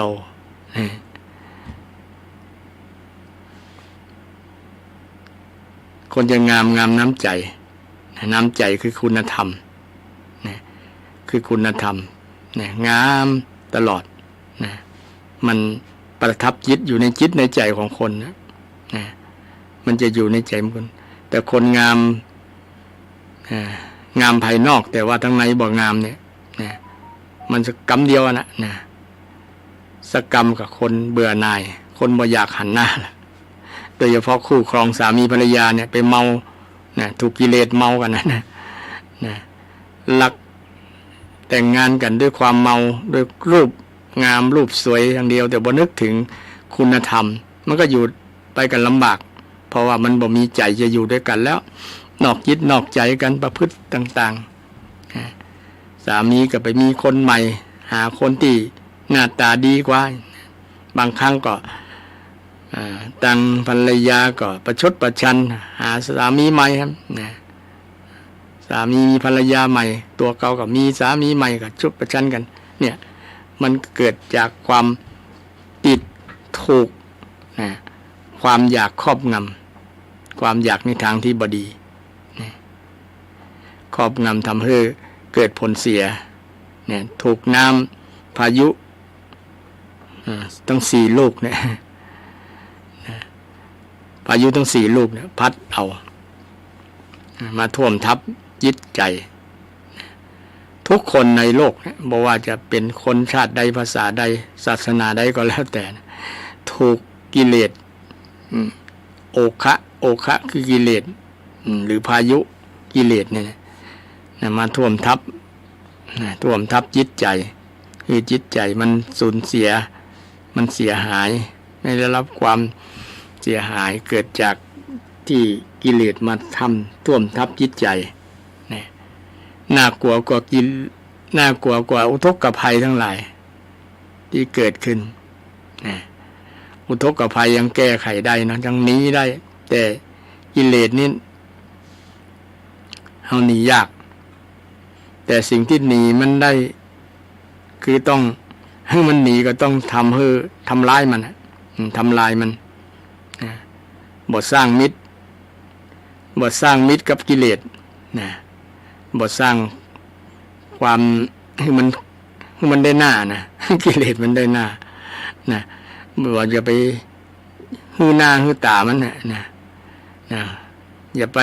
ทอดสะพานให้มันกิเลสเนี่ยมันพร้อมที่จะมาทันทีพร้อมที่จะมาทันทีฉะนั้นบรรดาน้ำทั้งหลายน้ำคือกิเลสห่วงน้ำคือกิเลสเปิ่นห้องโอคะเนี่ยนะพายุ4 ลูกเนี่ยจะท่วมทับโดยเฉพาะความคิดเห็นที่ผิดนี่ทิฏโถคะความเห็นที่ผิดจากทำนองคลองธรรมเนี่ยเห็นว่าพ่อแม่บ่มีบุญบ่มีคุณเห็นว่าบาปบ่มีบุญบ่มีนรกบ่มีสวรรค์บ่มีแหละความเห็นแบบเนี้ยถือว่าเป็นทิฏโถคะเป็นมิจฉาทิฏฐิถูกความเห็นครอบงำจิตใจมาท่วมทับจิตใจ บางคนนี่ เริ่มตั้งแต่ความอยากคือกามโมคะพระโวคะแล้วกับมาทิฏโฐคะนะมันสืบเนื่องกันมามันจากความอยากทำให้สรุปเป็นความเห็นว่านี่แหละดีและถูกแล้วเห็นกรงจักรเป็นดอกบัว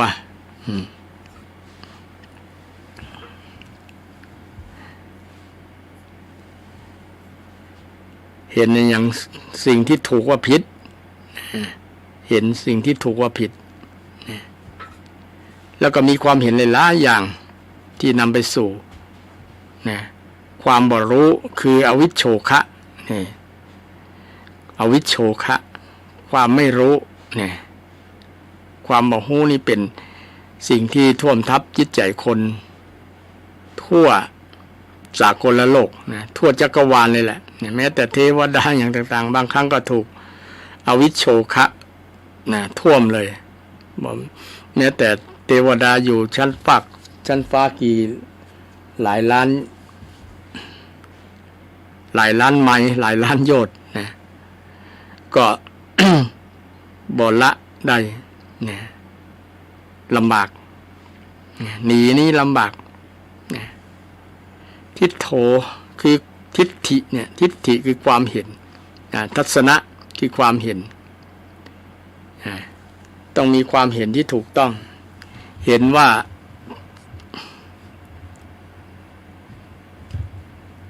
ทำดีได้ดีเห็นว่าการกระทำเนี่ยมีผลทำแล้วดีทำแล้วชั่วมันมีสองทาง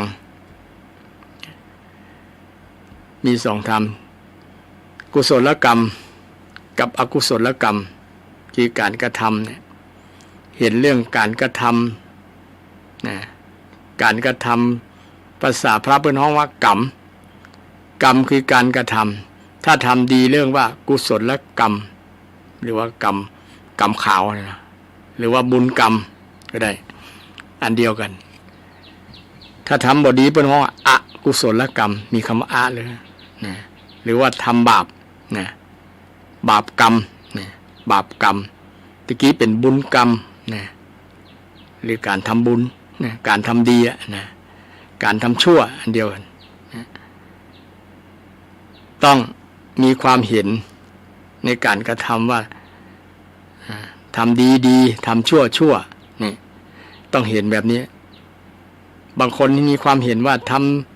บางคนทำบ่ดีมันอย่างรวยเอาความรวยมาเป็นความดีมันก็เลยทำให้เสียบางครั้งคนทำรวยคนทำชั่วนี่ก็รวยนักแต่ว่าผลมันต่างกันไงเช่นไปปล้นไปปล้นไปลักไปขโมยเนี่ยมันถามว่ามันรวยป่ะรวยกะแต่จะเอาความรวยนั่นมาเป็นความดีมันก็บ่ถูกความรวยกับความดีต่างหากคนละอย่างกันความดีมันก็ดีความดีมันบ่เสียมันบ่เสีย ความดีมันบ่เสียเช่นทำดีอู้ดีเนี่ยคิดดีเนี่ยมันบ่เสียหายกับชีวิตเฮาแต่ถ้าทำชั่วแล้วมันเสียหายกับชีวิตเฮาไง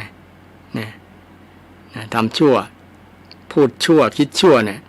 มันก็สามารถพิสูจน์ได้เลยถ้าสามารถพิสูจน์ได้เลยทดสอบได้เลยอย่างวันนี้เขาไปในบ้านเนี่ย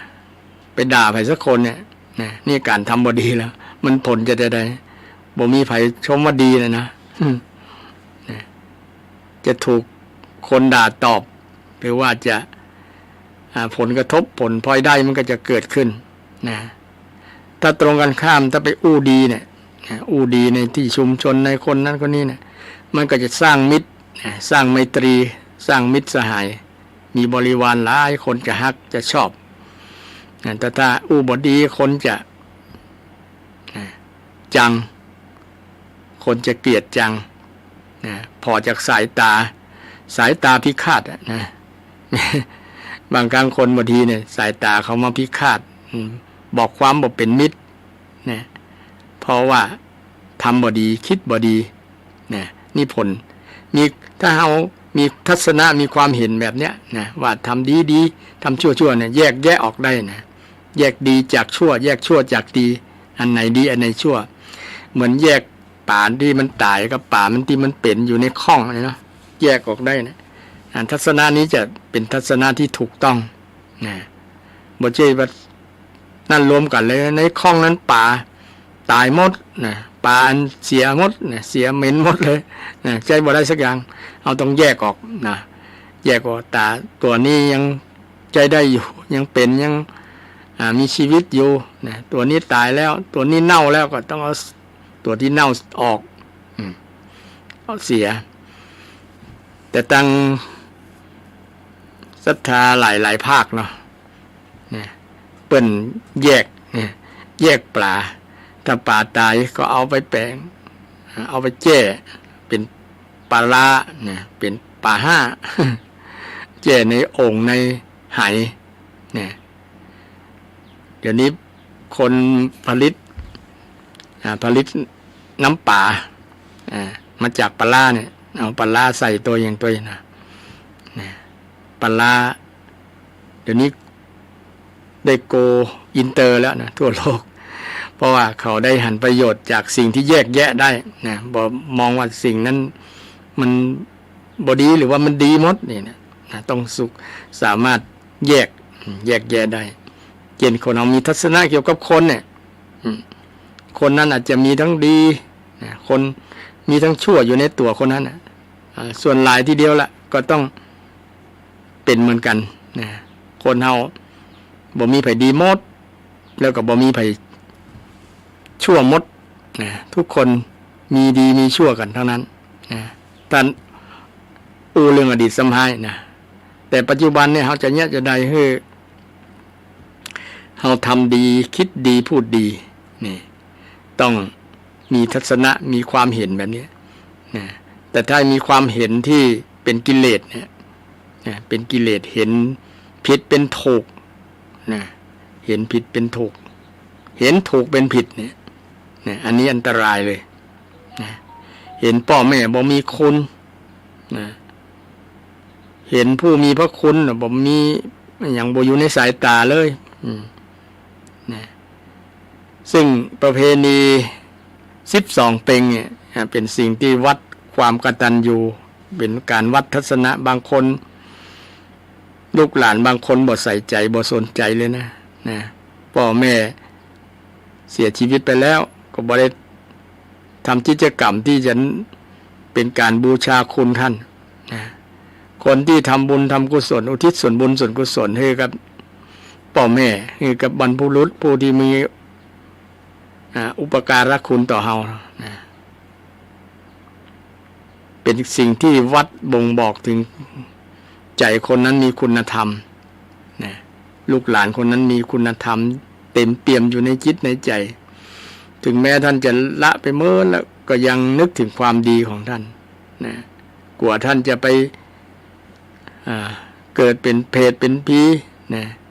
ถึงแม้เขาบอกว่าเขาตายไปแล้วจะได้บ่ได้มันก็ศรัทธาท่านผู้ฟังแต่ด้วยน้ำใจ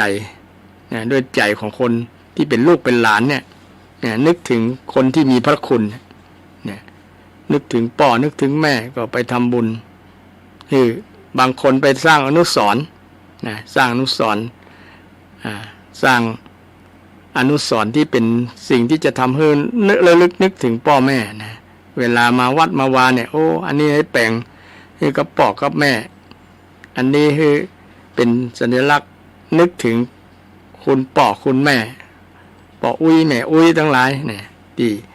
ท่านมีพระคุณต่อเราเนี่ยคนนั้นถือว่าเป็นผู้มีจิตใจเนี่ยจิตใจที่มีคุณธรรม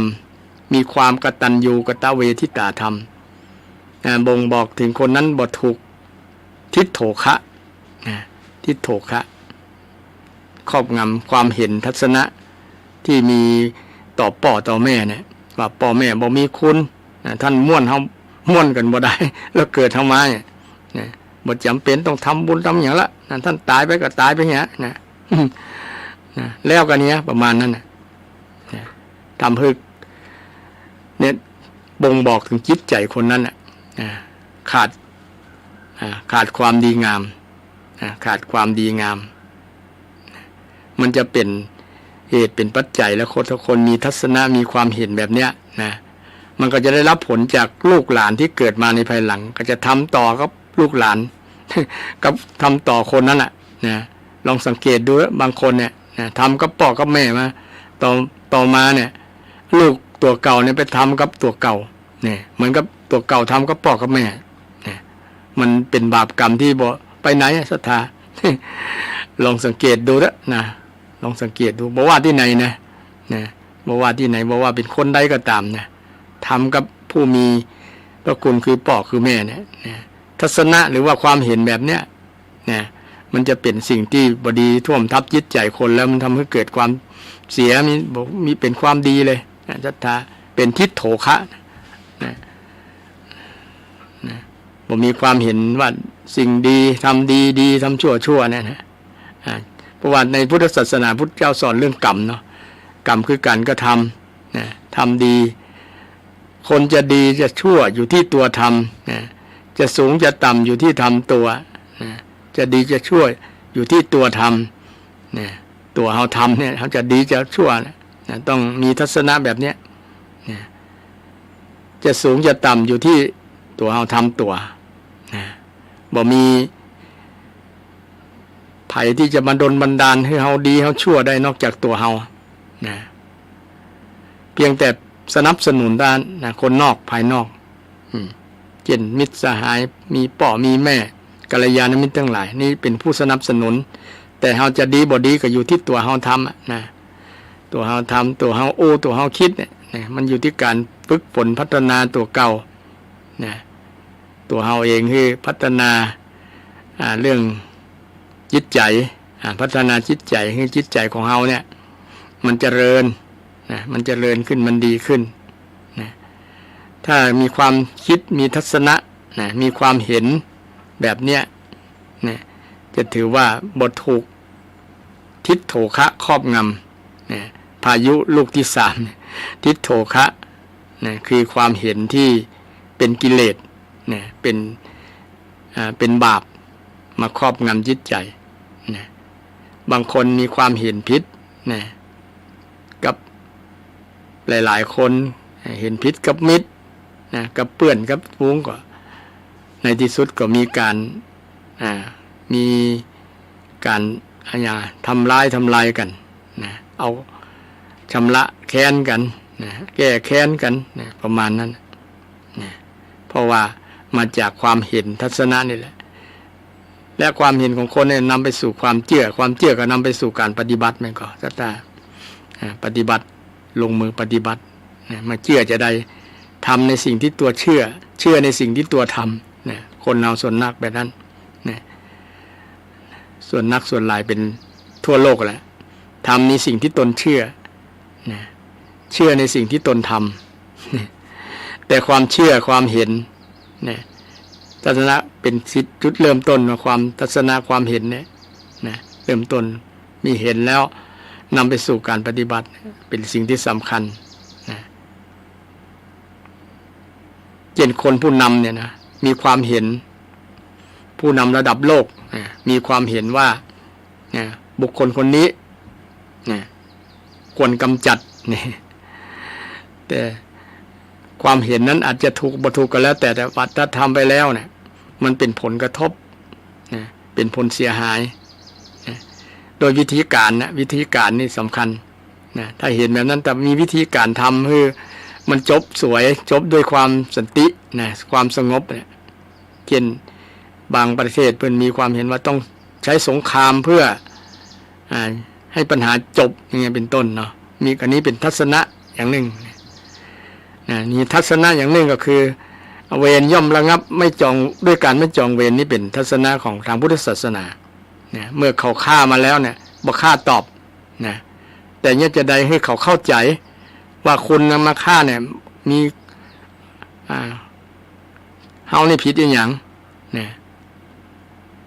ท่านก็ควรมีสามัญสำนึกควรที่จะเอาความดีงามสู้กับความบ่ดี ชนะความดีด้วยความโกรธด้วยความดีนะ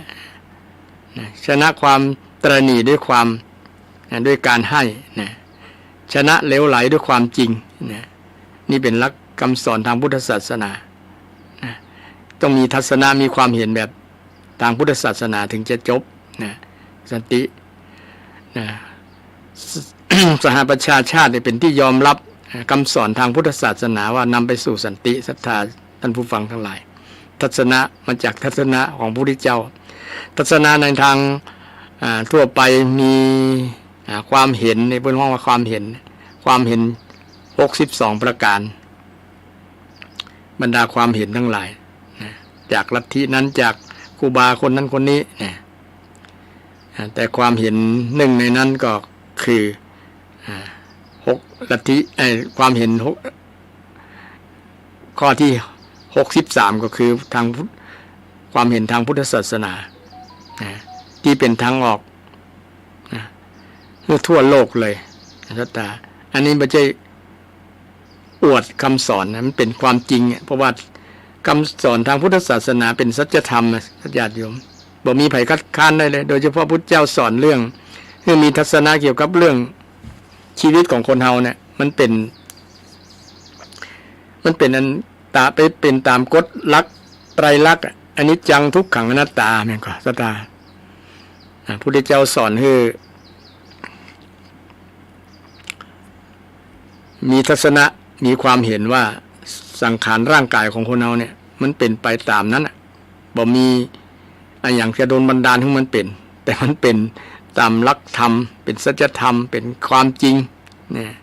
อนิจจังทุกขังอนัตตาเนี่ยบางคนยอมรับลำบากแล้วเนาะบ่พิจารณาร่างกายตัวเก่าให้เป็นอนิจจังทุกขังอนัตตาบ่เห็นตามนั้นบ่มีทัศนะตามนั้นก็เลยผิดหวังเช่นเห็นผมงอกเห็นความแก่เนี่ยความแก่เป็นความจริงเป็นสัจธรรมนะทุกคนเกิดมาแล้วแก่นะบางคนยอมรับความแก่ลำบากนะหันผมงอกแล้วบ่สบายบ่ม่วนใจเลยผมยังงอกแล้วแก่แล้วเนี่ยเอายาย้อมผมมาย้อมย้อมดำเลย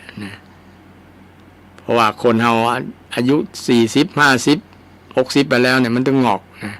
ถ้าบ่งอกก็ร่วงก็หล่นก็มีอยู่บางคนที่เนี่ยบ่งอกเลยก็มีแต่อย่างอื่นมันแก่ไงผมบ่แก่หน้าตาอย่างอื่นแก่กระดูกอาจจะแก่เช่นกระดูกดูก้งคดงอหลังงอหรือว่าขางอเนี่ยบางคนเตียวอย่างก็อย่างนะเตียวแล้วบ่งามตั้งลุ่มมันแก่ตั้งบนบ่แก่นะหัวบ่แก่หัวบ่ล้านผมบ่งอกบางคนเขี้ยวก็บ่ลนสิ่งเหล่านี้มันเกิดกับเกือบทุกคนไม่ใช่เกือบทุกคนทุกคนเลยอาจจะแก่คนละอย่างอาจจะแก่คนละอย่างบางคนอาจจะบ่แก่ผมบ่แก่หน้าแต่ไปแก่ตั้งในก็มีเนาะไปแก่ตั้งในบางคนแต่หรอดูตั้งในสดใสเลยโอ้หน้าตายังหนุ่มแหละแต่วันต่อมาไปเห็นแล้วนะอย่างดารานักร้องทั้งหลายนักร้องดาราทั้งหลายบางคนสาวปลาย30 40 50ไปเห็นแล้วหน้าตายังหนุ่มอยู่นั่นมันแก่ตั้งในอวัยวะมันแก่มันหมดสภาพแล้วทำงานบ่ได้แล้วมีความเจ็บมีโรคภัยไข้เจ็บมาเบียดเบียนทางพุทธศาสนาสอนยอมรับความเป็นจริงยอมรับความเป็นจริงแต่คนส่วนหลายทีเดียวเราบ่ยอมรับเนาะหาวิธีที่จะได้ให้มันบ่แก่ให้มันบ่เจ็บให้มันบ่ตายเนี่ยถ้ามีวิธีแล้วจะเจียงตัวใดก็ยอมซื้อชีวิตยังหยุดความแก่ไว้จะเป็นผู้อมตะนิรันดร์อมตะนิรันดร์บ่แก่บ่เจ็บบ่ตายทัศนะ คือความเห็นทางพุทธศาสนาคืออ่านว่าทุกสิ่งทุกอย่างสัพเพสังขาราอนิจจาสัพเพสังขาราอนิจจาสังขารทั้งหลายสังขารทั้งหลายไม่เที่ยงสัพเพสังขาราทุกขาสังขารทั้งหลายทนได้ยากทุกแปลว่าทนได้ยากทนบ่ได้ละทนไม่ได้สัพเพธัมมาอนัตตาสัพเพธัมมานัตตาทุกสิ่งทุกอย่างทำทั้งหลายเป็นอนัตตาไม่ใช่ตัวไม่ใช่ตัวแล้วคืออะไรคือธรรมะธรรมชาติไม่ใช่ตัวแต่เดี๋ยวนี้เราติดตัวว่าตัวเฮาตัวเขาตัวเปิ้นตัวนั่นตัวนี้นั่นจริงมันเป็นธาตุธาตุสี่ดินน้ำไฟลมมาประชุมกันแล้วเป็นสัตว์เป็นบุคคลเราเขาทั้งหลายมันเป็นลักษณะนั้นที่พระเจ้ามีทัศนะเนี่ยบ่มีคำสอนแบบนี้ในศาสนาใดศรัทธามีแต่พุทธศาสนาโดยเฉพาะเรื่องอนัตตาเนี่ยอนิจจังทุกขังอนัตตาเป็นธรรมะเป็นกฎตายตัวธรรมชาติเลยพระพุทธองค์ไม่ได้บัญญัติไว้นะแต่พระพุทธองค์สังเกตพระองค์ได้เจอว่าโอ้เป็นอย่างนี้แล้วนะธรรมชาติของร่างกายของคนเรามีแก่มีเจ็บมีตายนะเกิดแก่เจ็บตายนะเกิดขึ้นตั้งอยู่ดับไปเนี่ยมันเป็นความจริงมันเป็นความจริงที่ไผ่บ่สามารถที่จะโต้แย้งเอาชนะได้เลยถึงแม้จะเอาชนะความแก่ไปได้พ่องสักยื้อไปพ่องสัก10 สัก20 ปีแต่นั้นก็บอกถึงกระนั้นกับมันก็บอกพ้นจากความธรรมชาติคือแก่เจ็บตายมันก็ต้องแก่อยู่ดีล่ะแก่เจ็บตายวันนี้เรื่องธรรมชาติเรื่องแก่เจ็บตายศรัทธาจะรับไปพ่องแล้วกันนะฟังไปนะแต่นิยงถึงเรื่องของทัศนะที่ว่าหรือว่าความเห็นภาษาบาลีเป็นว่าทิฏโถคะเนี่ยความเห็นที่โดยเฉพาะความเห็นที่พิษเนี่ยเป็นความเห็นที่อันตรายเหมือนกับห่วงน้ำที่มันมาทับท่วมใจแล้วทำให้ชีวิตของเราได้รับความเสียหายนะเมื่อมันมาท่วมใจแล้วก็บางครั้งพฤติกรรมการกระทำของเราเนี่ยมันอาจจะคาดคิดเลยว่าจะทำได้ประมาณนั้นมันถูกกิเลสครอบแล้วนะกิเลสสั่งนะกิเลสสั่งมานะมันจะใจสั่งเนี่ยใจที่มีกิเลสนั้นสั่งมาสั่งทำสั่งพูดสั่งคิดนี่สั่งคิดเพราะมันมา จากความเห็นเมื่อเห็นแล้วก็เห็นแบบนี้แล้วก็ตามนี้ทำตามนี้นี่คิดตามนี้ประมาณนั้นอนัตตาตะกี้ทุกขังก็คือสภาพที่ทนบ่ได้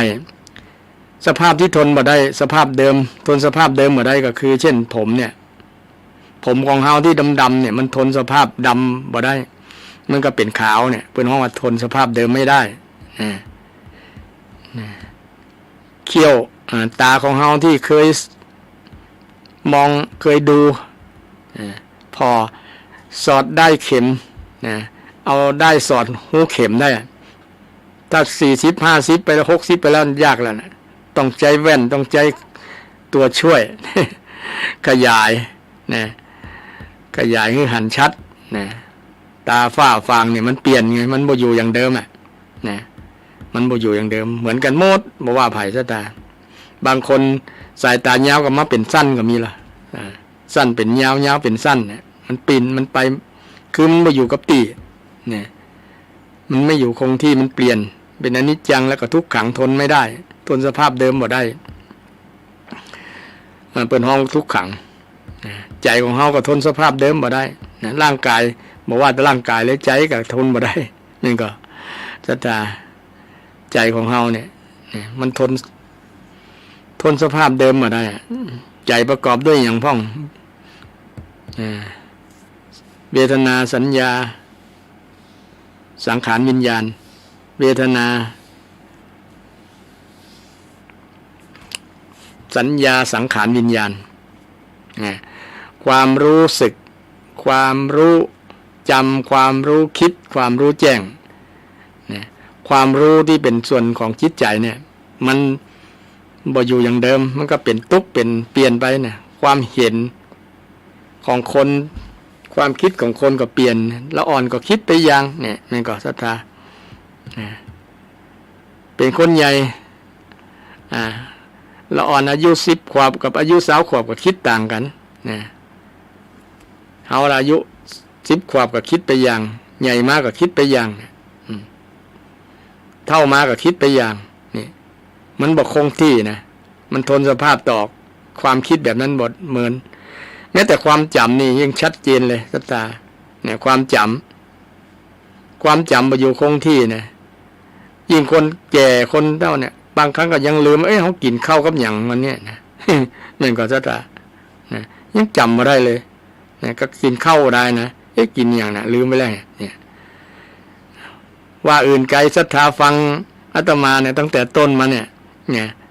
มันถึงจำมาได้ละ จำได้บางครั้งบางอย่างจะจำทั้งหมดเนี่ยซึ่งมันเป็นยากเพราะว่ามันทนสภาพเดิมมาได้คิดว่าจะจำแล้วหรือว่าจำในวันนี้วันพรุ่งก็ลืมแล้วผู้บันฮือลืมเนี่ยสัญญาอนิจจังนะสัญญาคือการจำก็เป็นส่วนหนึ่งของจิตใจนะบางครั้งบ่อยากจำสิ่งที่จำก็มันจำนะสิ่งที่บ่อยากจำก็จำสิ่งที่อยากจำก็บ่จำนี่มันเป็นอนิจจังทุกขังอนัตตานะมันเป็นของแม้แต่ส่วนของจิตใจนี่ก็เปลี่ยนแล้วกับอยู่สภาพเดิมบ่ได้นะแล้วก็บ่ใช่ตัวจริงไม่ใช่ตัวแล้วคืออะไรบ่ใช่ตัวเฮาแล้วคืออย่างรูปนามเนี่ยรูปนามเป็นรูปธรรมนามธรรมเป็นธรรมะศรัทธาดินน้ำไฟลมธาตุทั้ง4เนี่ยเป็นตีห้องว่าตัวเฮาเนี่ยนะสมมุติเป็นเรื่องการสื่อสารให้เข้าใจกันนะแต่เอามาติดสมมุติเนี่ยนะเอามาติดสมมุติเลยก็มีตัวกูของกูเนี่ยอย่างหลวงพ่อพุทธทาสได้เทศน์ได้แสดงธรรมให้ฟังนะซึ่งเป็นธรรมะเป็นทัศนะที่พระพุทธเจ้าได้สอน 2,000 กว่าปีมาแล้วศรัทธาซึ่งมีทัศนะนี้นะทุกคนมีความเปลี่ยนแปลงเป็นอนิจจังทุกคนมีทุกข์คือสภาพทนสภาพเดิมไม่ได้ทุกคนไม่ใช่ตัวไม่ใช่ตนนี่มีทัศนะมีความเห็นแบบเนี้ยนะมันก็จะรู้ความจริงรู้ความจริงและพายุลูกสุดท้ายคืออวิชชาอวิชชาคือความบ่รู้อย่างพ้อง1บ่รู้ในทุกข์บ่รู้จักทุกข์2บ่รู้จักสาเหตุที่ทำให้เกิดทุกข์3บ่รู้จักสภาพที่พ้นจากทุกข์และที่สำคัญ4บ่รู้วิธีที่จะทำให้พ้นจากทุกข์ภาษาบาลีเป็นห้องว่าทุกข์สมุทัยนิโรธมรรคเนี่ยคนบ่รู้อริยสัจ4เนี่ยแหละคือเป็นห้องอวิชชามีอวิชชาอยู่ในจิตใจบ่รู้ทุกข์อย่างพ้องทุกข์ทุกสิ่งทุกอย่างสังขารร่างกายของเขาเนี่ยเป็นทุกข์เป็นสภาพที่ทนต่อสภาพเดิมมาได้แม้แต่ร่างกายจิตใจทั้งร่างกายทั้งจิตใจเนี่ยมันทนต่อสภาพเดิมมาได้มันเป็นทุกข์นี่มันเป็นทุกข์เป็นห้องทุกข์บางคนยังไปอย่างไปมีทัศนะกับพุทธศาสนาว่าเป็นทุกขนิยมยิ่งมันเป็นสัจจนิยมคำสอนทางพุทธศาสนาเป็นความจริงบอกใช่ว่าพุทธศาสนาเป็นทุกขนิยมแต่เรื่องทุกทำให้เกิดความท้อแท้ อุใดก็เรื่องทุกข์มันเป็นจริงตามนั้นน่ะนะพุทธเจ้าบ่ได้ทำให้มันเป็นนะแต่มันเป็นลักษณะนั้นน่ะร่างกายสังขารร่างกายของมันเป็นทุกข์คือสภาพที่ทนสภาพเดิมบ่ได้นะศรัทธานั่งฟังมันเมินก็ทนสภาพเดิมบ่ได้อาจจะรับนะนั่งมันเมินบ่ได้ปวดขาเนี่ยมันทนสภาพสบายบ่ได้มันก็เป็นทุกข์เนี่ยเปลี่ยนไว้เป็นอนิจจังตัวเนี่ยเปลี่ยนไปเรื่อยๆนี่มันทนสภาพเดิมบ่ได้นะทำธรรมชาติ3ประการเนี่ยอนิจจังทุกขังอนัตตาเนี่ยมันเชื่อมถึงกันนะเชื่อมถึงกันต่อกันนะเป็นได้มันตึงบ่มีตัวมีตนเพราะว่ามันเป็นทุกข์เป็นอนิจจังเนี่ยมันบ่แท้บ่แน่นอน มันเปลี่ยนมันบ่ใช่ตัวแท้นะมันเป็นอนัตตาเนี่ยนะอย่างร่างกายของเฮาเนี่ยถ้าว่าเป็นตัวเฮาจริงก็โดยเฉพาะกายภาพด้านร่างกายเราลองถอดออกเหมือนกับอะไหล่รถยนต์แล้วเนาะอะไหล่รถยนต์ถอดล้อออกถอดเครื่องออกถอดแว่นออกถอดอย่างอะไรต่างๆที่มันประกอบกันแล้วเนี่ยเป็นก็ห้องว่าอะไหล่มันก็เป็นชิ้นอะไหล่ไปพอประกอบมาเสร็จแล้วก็เป็นตัวรถรถเก๋งรถตู้รถบัสรถปิกอัพอย่างต่างๆเนี่ย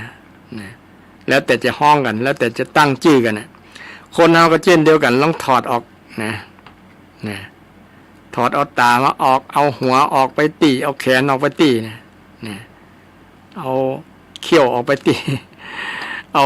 ไส้ใหญ่ไส้อย่างตั้งในน่ะออกไปเพื่อนก็ห้องว่าอวัยวะนี่ก็แต่บอกห้องมาคนแล้ว ที่ส่วนใหญ่ๆจริงๆมี4ส่วนก็คือส่วนของ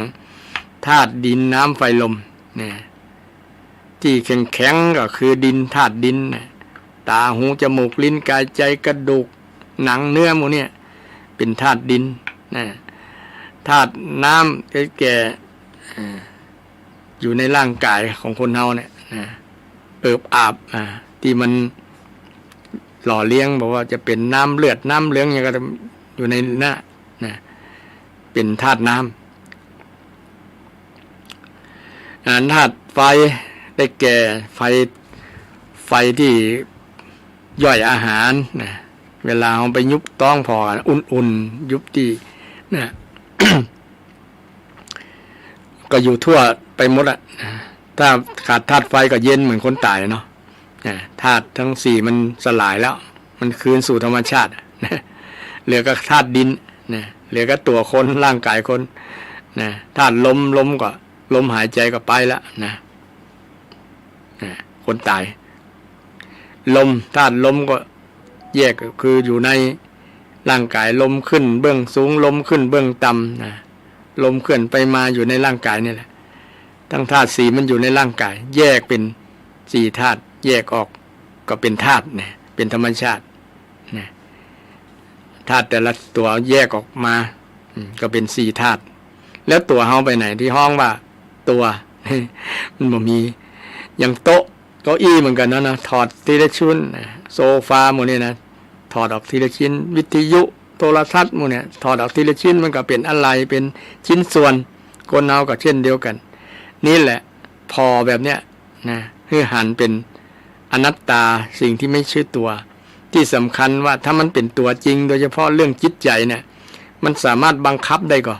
บังคับให้เป็นดังที่เฮาอยากจะให้มันเป็นโดยเฉพาะร่างกายเนาะบังคับให้อยากจะให้มันเป็นอย่าแก่เนอะอย่าผมงอกเนอะมันถึงบังคับบ่ได้ล่ะแต่มันเป็นตัวเฮาจริงมันต้องบังคับได้บัญชาการได้ต้องฟังเฮาอ่ะเขี้ยวอย่าหลอนเนอะมันก็ต้องบ่ฟังมันก็ท่านผู้ฟังตาอย่าฟ้าฟางเนอะหนังอย่าเหี่ยวเนอะมันก็ต้องบ่ฟัง แข้งอย่าเจ็บแข้งอย่าเจ็บขาเด้อดึงบ่ฟังมันก็ตามีตาโทรศัพท์มาขอรับโทรศัพท์ก่อนเนาะเจริญพรไปสาพระครู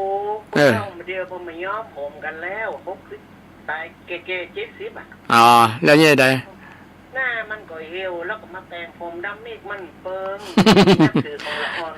เขามีบางคนมาได้เนาะก็ทุกบางคนแต่ กันแม่มันเนี้ยละ ดีละ ได้70แล้วหรอ อ๋อ เอาละตั้งอยู่เมินแต่จะดับไปนะเนาะการเวลา เจริญพรนะ โยมสายเจ้าแม่ฟังอยู่ด้วย ชวนฟังอยู่เนาะสาธุก็ได้รับ เจริญพร เป็นวัดอย่าได้เป็น เจริญพรโมทนาสาธุเด้อเข้าใจธรรมละแม่นะธรรมะคำสอนแม่เปิ้นประท้วงว่า อันคนแก่บางคนเปิ้นบ่ยอมเลยมันว่าไปย้อมผมแล้วมันบอกเข้าเปิงกับหน้าตาเหี่ยวแล้ว แต่ผมยังดำดกดำอยู่นะมันก็บ่เปิงกันนะบางคนหน้าเหี่ยวตาพออย่างกันอย่างคนอดรับอดนอนน่ะเนาะคางบั้มเนี่ยคางอย่างมันบ่พอมันบ่เปิงไงเนาะเนี่ยต้องงามด้วยนะคุณธรรมนะงามด้วยธรรมะแต่บางคนก็บอกแก่ก็มีล่ะพอไกลๆนะแต่พอใกล้ๆก็ยังแก่อยู่หนังเนื้อหนัง ยังมีตีนกาอยู่ยังมีเหี่ยวอยู่นะย่นอยู่นะเต้นพอที่คางที่คอนี่เนาะนะเป็นเอ็นเป็นอย่าง ย่อนยานหมดละนะยานตรงเตงอย่างหลวงพ่อคูณว่านะเอาเราไม่ได้ยาเราได้เดียยานตรงมีแต่ยานตรงเตงนั่นแหละหลานนะเป็นหูธรรมะหลวงพ่อคูณนะเป็นว่าเป็นมีกยานตรงเตงเป็นในหันสัจธรรมความจริงของสังขารว่าเป็นอันนะจากนั้นบอกควรไปเมาเรื่องหมู่นี้นะเมาเรื่องนี้จริงคนในวัยรุ่นมันก็ตึงเมาอยู่ดีนะเพราะว่ามันอยู่ในวัยช่วงเจริญพันธุ์นะแต่คนแก่คนเฒ่าแล้วมันหมดนะไปตามกาลเวลานะแต่บางคนยังมีอยู่นะยังมีใจถึงร่างกายบ่เฮืออยู่แต่ว่าใจยังมีนะยังจะเอาอยู่นะกายบ่เฮือแต่ใจยังสู้นะ ใจยังสู้อยู่นะเป็นว่าบ่ฮู้สังขารตัวเก่าประมาณนั้นนะ บ่ได้ว่าไผเด้อนะแต่วันความจริงพุทธเจ้าสอนคือหันสัจธรรมฮู้เรื่องความจริงของสัจธรรมรู้เรื่องทุกข์รู้เรื่องเหตุแห่งความทุกข์รู้เรื่องสภาพที่พ้นจากทุกข์เรียนรู้แล้วก็รู้วิธีที่สำคัญก็คือวิธีที่จะพ้นทุกข์จะได้ในทางพุทธศาสนามีวิธีที่จะพ้นทุกข์มีวิธีจะพ้นจากความแก่ความเจ็บความตายศรัทธาก็คือไปนิพพานนะบรรลุนิพพานได้จะบ่แก่บ่เจ็บบ่ตายละนะแต่ยังเกิดเป็นมนุษย์ก็ยังเกิดแก่เจ็บตายอย่างเวียนวนไปมาเนี่ยพุทธเจ้าว่ามันน่าเบื่อน่ารำคาญ น่าเบื่อสังขารนะต้องมาดูแลนะเบญจขันธ์เนี่ยตื่นเช้ามาก็ต้องมาล้างหน้าล้างตาแปรงฟันนะทำความสะอาดมีแต่สิ่งสกปรกโสโครกทั้งหลายที่ออกมาจากร่างกายนะนี่คนมีอายุแล้วควรจะหันสัจธรรมความจริงเนี่ยมีแต่เบื่อหน่ายตัวเก่าแต่อยู่ด้วยคุณงามความดีที่เป็นล่มโพล่มไทรให้กับลูกกับหลานนะเนาะอยู่เพื่อประคับประคองขันนะอยู่เพื่อบำเพ็ญนะบุญกุศลให้ถึงบรรลุเป้าหมายของชีวิตก็คือนิพพานนะถึงแม้จะเป็นนิพพานชั่วคราวก็ตามนะโดยเฉพาะนิพพานชั่วคราววันหน้าจะนำเรื่องนะอวิชโชคะยังบ่จบเดือนนะวันนี้เวลาก็หมดเวลาหมดก็ขอนำรายการจากศรัทธาท่านผู้ฟังทั้งหลายไปก่อนนะพุทธนามปะกันใหม่สำหรับวันนี้ขอศรัทธาทุกท่านทุกคนจงมีสุขภาพแข็งแรงร่างกายสมบูรณ์ปราศจากทุกโศกโรคภัยมีความสุขกายสบายใจทุกท่านทุกคนเทินเจริญพร